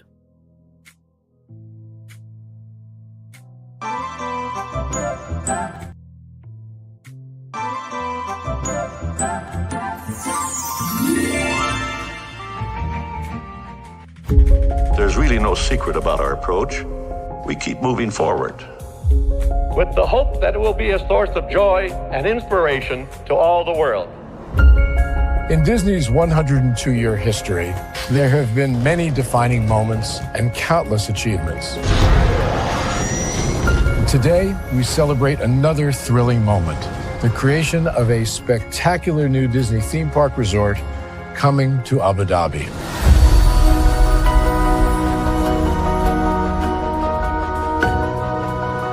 Abu Dhabi is a place where heritage meets innovation, a place where we preserve our past while designing the future. Bringing a Disney theme park resort to Yas Island, Abu Dhabi, marks a historic milestone in our journey as a global family destination. The 7th Disney theme park resort destination represents a new frontier in theme park ambitions. Our resort in Abu Dhabi will be the most advanced and interactive destination in our entire portfolio. The location of our park is incredibly unique. It's anchored by a beautiful waterfront, which will allow us to tell our stories in completely new ways. Ultimately, this project will be a celebration of what's possible when creativity and progress come together. What we are creating with Disney in Abu Dhabi is a whole new world of imagination, an experience that will inspire generations across the region and the world. This collaboration represents a powerful fusion of Disney's unmatched legacy in storytelling and mirrors commitment to bringing world-class entertainment to our guests. Abu Dhabi's vision for the future is to create a legacy for generations to come.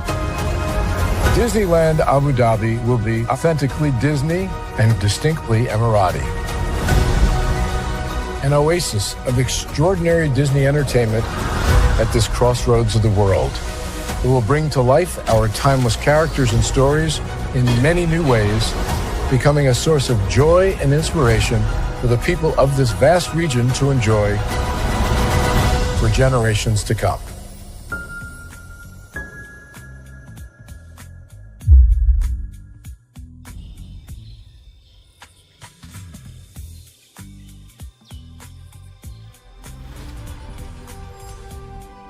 Here you leave today and enter a world of Mickey Mouse! A world of princesses.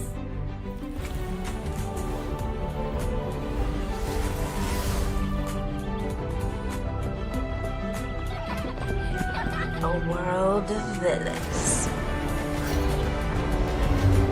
And heroes. Raise your sabers.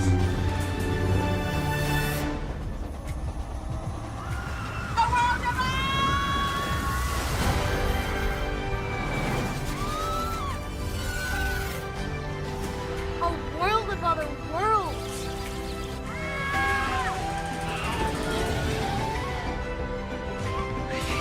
A world of all the favorites.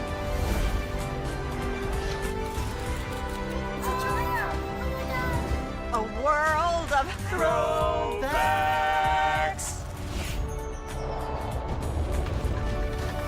A world of for whatever you love. Infinite worlds await. Open your eyes. Think of the one place you've always wanted to see.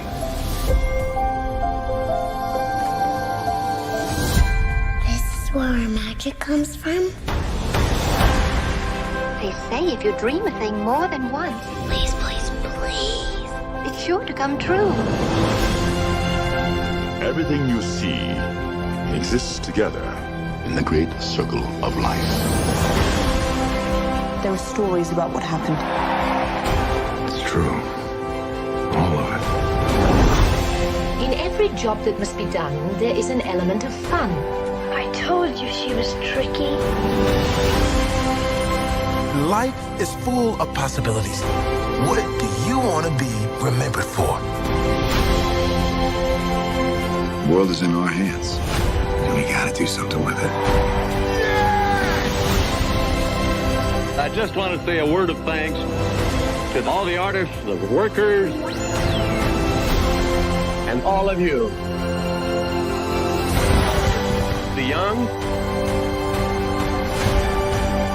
and the young in heart.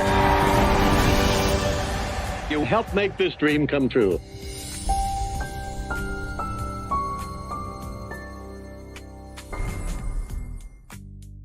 McDonald's.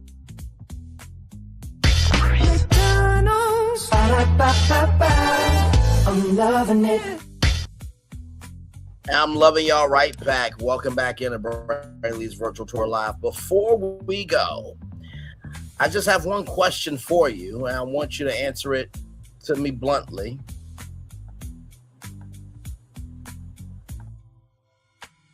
What you saw tonight, 38 plus 6 acres of sightline forest plus 6.5 acres of the Mango Garage parking lot plus 19 acres of buffer to separate, not to interrupt the golfers too much. So you believe that plan, wait, do you mean, dang it, that plan wouldn't work for the plan that I did, or what do you mean by that? As you type out that answer, I want everybody in the replay gang, I want everybody in the live chat to answer me this. Did Disney's Pleasure Springs capture this intro to the T? Did I recreate this intro? And do you feel that this intro could be Disney again? As the fireworks are going, you can't make this up. This is timing, ladies and gentlemen. Come on here now. Let's roll it. To all who come to this happy place, welcome.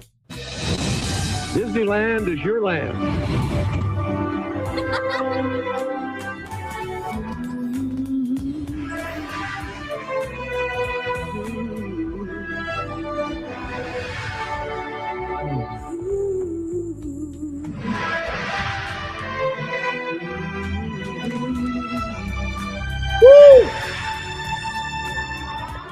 does this to me every time. Every mother of the time. Oh my God.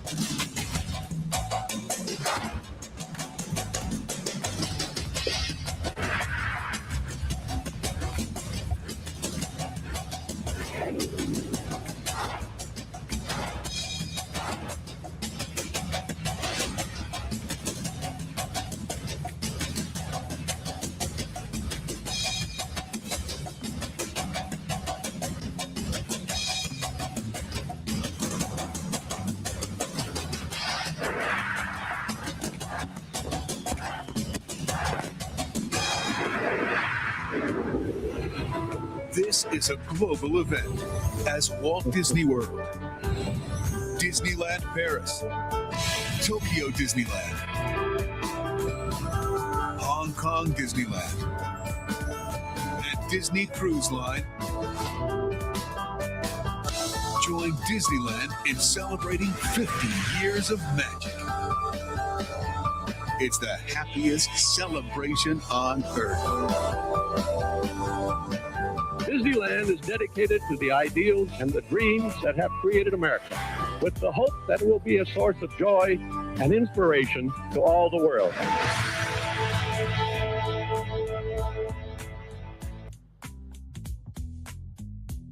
Now, Disney, that's how you make an announcement. That's how you do some creative engineering. And that is remembering all of your history and not just what makes fucking money.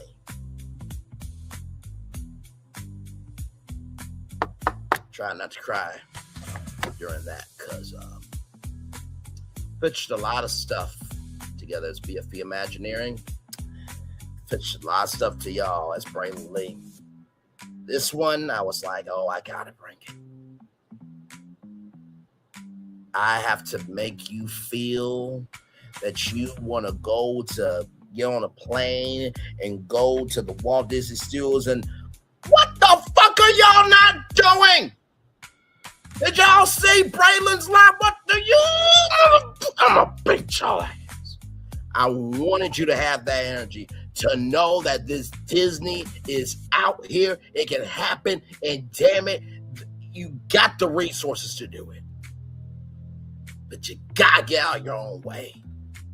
You've been trying to stay modernized for too damn long, and you forgot that y'all put the M, not in modernization, but in magic. See it on the big screen. You've been too much about putting the M in modernization, and you've not been putting the M in magic. You've been putting too much of the M in being modernized, and you forgot to put the M in what the fuck y'all do best, and putting the M in magic. That's it. That's all I got for y'all. With that being said, it's time for the best outro on YouTube. Know what you do and do what you know. Never say you want more special, because you are always born a blessing and trust. You may not be where you want to be, but by the end of it, you'll be where you need to be. Do what you've been chosen to do. Wise one thing to call yourself is another thing to be chosen. One love, much love, all love. I have spent time with you, rather. You have spent time with me. And hopefully I spend time together, Ross. It'll be great together. And always remember what you're doing. Radio, television, YouTube, living your best life. Or maybe for future reference to all of corporate America, can we recognize that maybe fans that at least have a bachelor degree and that are willing to work hard and they have the soul to handle the assignment, maybe too they can be a CEO as well? Because just like Reggie Fils-Aimé was a black CEO at Disney, I believe Phil. Wait. Hang on, I'm trying to get myself. There we go. Wait. Oh, come on, damn it. See, why are you playing with me, StreamYard? Really? You just can't. Right there. Okay.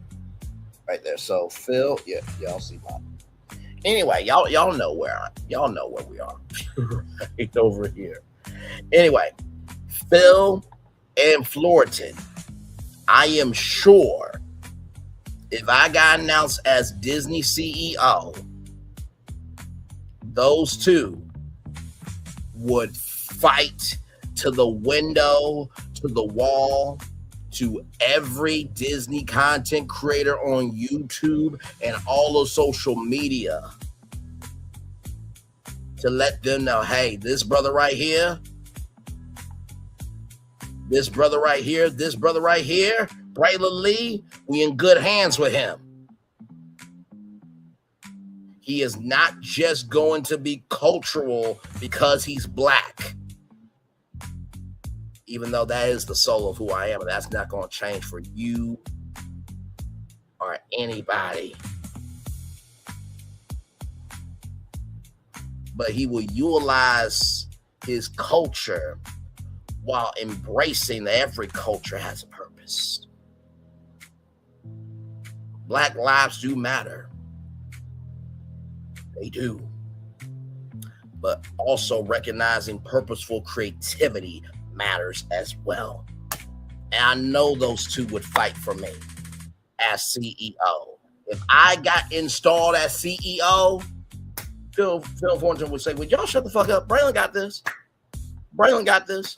Braylon Lee's got this CEO job in the bag. What y'all tripping for? Go the fuck to sleep. Braylon got it. Braylon got it. Braylon got it. He's going to be doing a State of Disney Town Hall for 2 hours once a month on ABC. He got it. He will come to your house just to sit down with you to see how your Disney vacation was. He got it.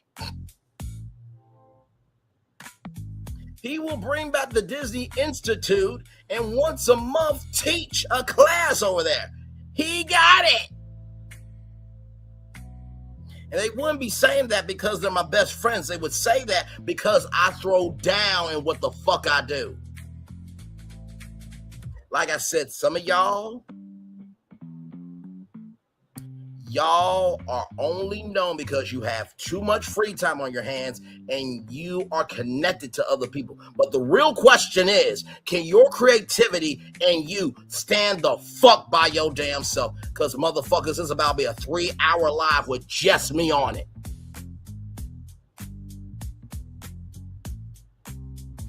Can we say the same about you?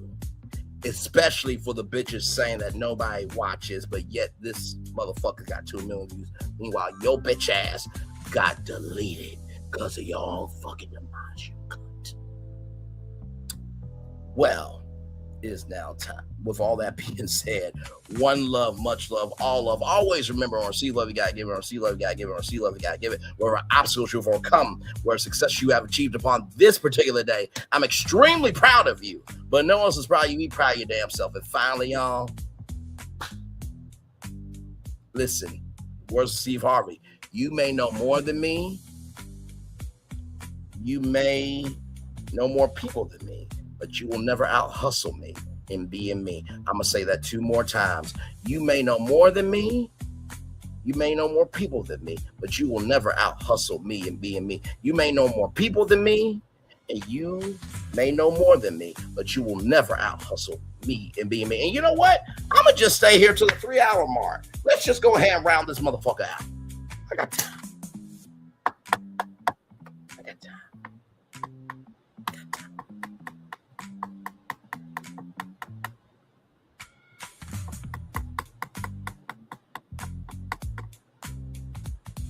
And by the way, bitch, because I know you're in the bushes watching. If what I'm saying ain't true, don't respond to me. But if you do respond to me, it must be true about your bitch ass to some damn degree, a 1/5, quarter, or a half of it, or pound for pound, fist for fist, and soul for soul. You can't do what the fuck I do. And neither can the people who won't stomp the yard for you. Because they can't do what I do. It needs to be slaughtered socially, of course. Because wordplay is offensive to you, but you don't do any offensive behavior. behavior. In the words of Todd Chrisley, I'm not saying you a hoe. I'm saying you exhibit hoe behavior. That's what Todd Chrisley said. One more minute, y'all, and then we're on out of here.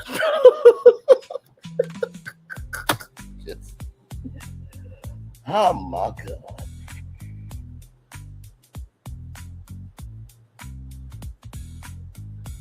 Oh, I almost forgot to show Florentin and Phil.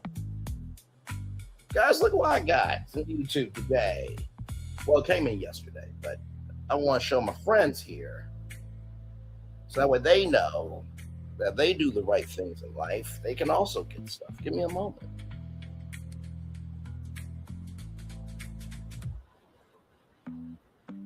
This right here is a YouTube crew shirt. Yeah, it is. Yeah. Let me show that off real quick, guys. Yeah. Let me show that off right there. You see that? See that? That says YouTube right there. Yeah, this is mine. Yeah, from YouTube. Yeah, I had to get code and everything. So yeah, this is mine.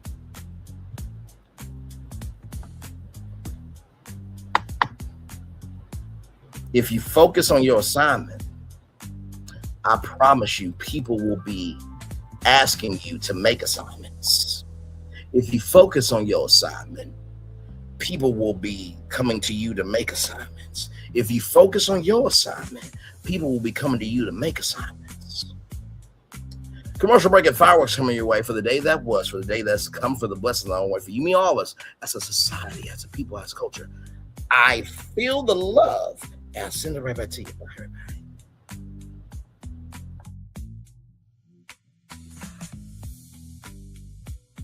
I thought I should tell you they've been talking about you. Yeah, they've been talking about you. They've been talking about the fact that they've done everything they could to stop you and everything they could to block you, but you still win. They've been talking about the fact that they have undermined your success and they have tried to sabotage your seasons, but you keep winning. They've been talking about the fact that even though they don't like each other, they get together to try to kill you, but you keep winning. They've been talking about the fact that you were voted least likely to succeed, but like cream, you keep rising to the top. They've been talking about how they tried to burn your world down, but like the phoenix, you rose from the ashes. They've been talking about you. And you know what they say? Oh, she's just lucky. He's just lucky. But no, you ain't lucky. You're anointed. You got something on you. You got favor on you. You got power on you. You were born to win. Now they can call it luck, but it's grace. They can call it luck, but it's favor. But whatever they call it, it doesn't matter, because you know what God calls you? Do you know what God calls you? A winner. I thought I should tell you they've been talking about you. Yeah, they've been talking about you. They've been talking about the fact that they've done everything they could to stop you and everything they could to block you, but you still win. They've been talking about the fact that they have undermined your success and they have tried to sabotage your seasons, but you keep winning.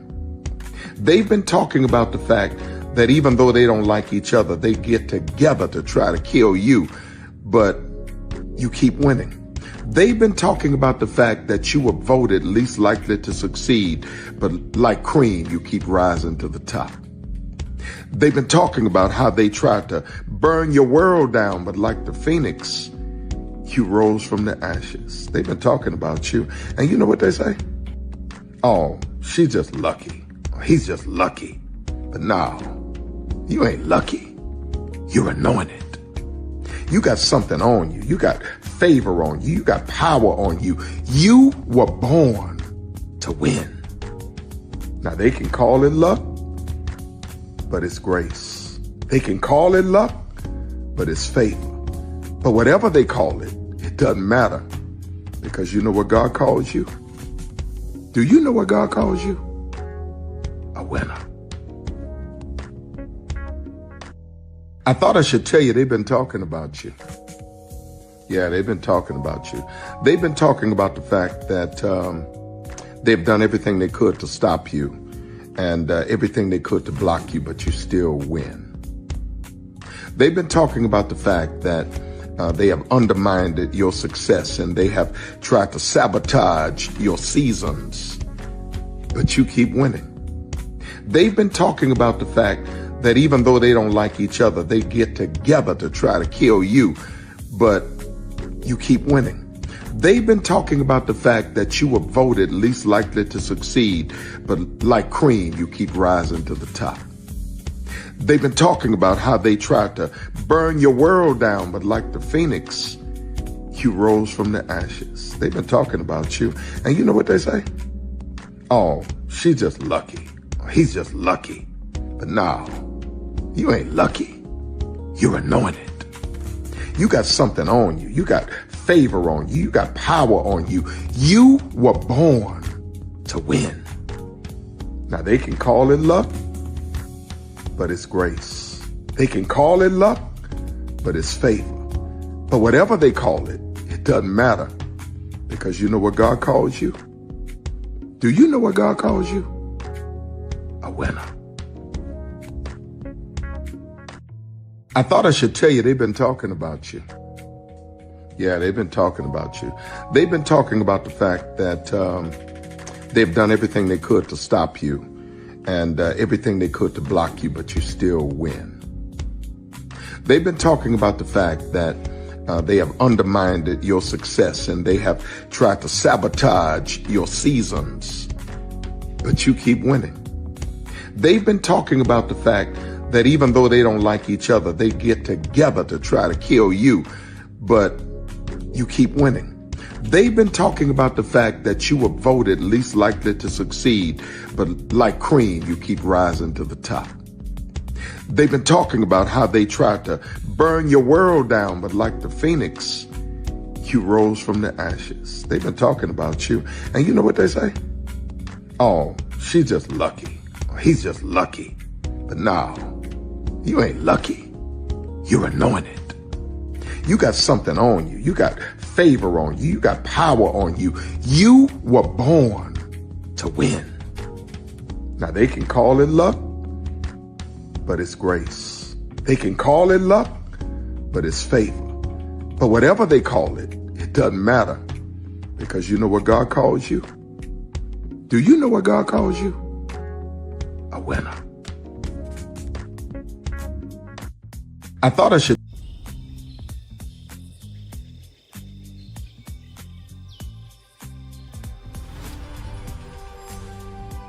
Here you leave today and enter a world of Mickey Mouse! A world of princesses.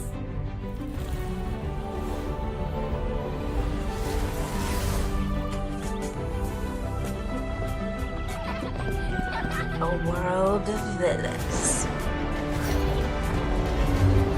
And heroes. Raise your sabers. A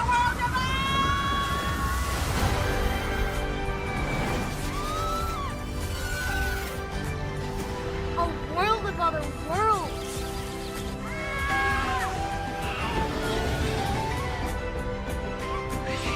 A world of all the favorites.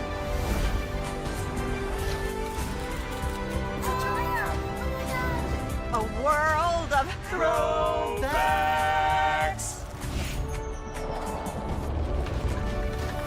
A world of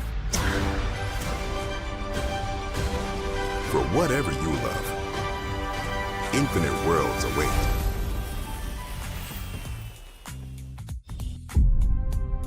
Open your eyes.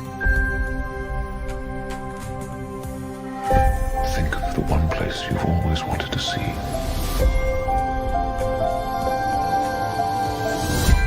This is where our magic comes from. They say if you dream a thing more than once, Please, please, please. it's sure to come true. Everything you see exist together in the great circle of life. There were stories about what happened. It's true. All of it. In every job that must be done, there is an element of fun. I told you she was tricky. Life is full of possibilities. What do you want to be remembered for? The world is in our hands, and we gotta do something with it. I just want to say a word of thanks to all the artists, the workers, and all of you. The young and the young in heart. You helped make this dream come true.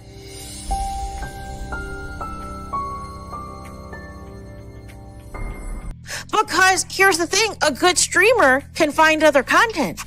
Because here's the thing, a good streamer can find other content. Because here's the thing, a good streamer can find other content. Because here's the thing, a good streamer can find other content. Because here's the thing, a good streamer can find other content. Because I've been moving on my own accord, covering Black culture. There is more to life. I heard that, friend. Braylon, shout out to Braylon. Make sure y'all go follow Braylon in case y'all haven't. I love your content. I have been moving on my own accord, covering Black culture. There is more to life. I heard that, friend. Braylon, shout out to Braylon. Make sure y'all go follow Braylon in case y'all haven't. I love your content. I have been moving on my own accord, covering Black culture. There is more to life. I heard that, friend. Braylon, shout out to Braylon. Make sure y'all go follow Braylon in case y'all haven't. I love your content. I have been moving on my own accord, covering Black culture. There is more to life. I heard that, friend. Braylon, shout out to Braylon. Make sure y'all go follow Braylon in case y'all haven't. I love your content. I have been moving on my own accord, covering Black culture. There is more to life. I heard that, friend. Braylon, shout out to Braylon. Make sure y'all go follow Braylon in case y'all haven't. I love your content. Child, Braylon been over there doing his thing, minding his GD business, staying out of trouble, trying to get the folks some positive stuff to talk about. Besides lying all the damn time. Child, Braylon been over there doing his thing, minding his GD business, staying out of trouble, trying to get the folks some positive stuff to talk about. Besides lying all the damn time. Child, Braylon been over there doing his thing, minding his GD business, staying out of trouble, trying to get the folks some positive stuff to talk about. Besides lying all the damn time. Child, Braylon been over there doing his thing, minding his GD business, staying out of trouble, trying to get the folks some positive stuff to talk about. Besides lying all the damn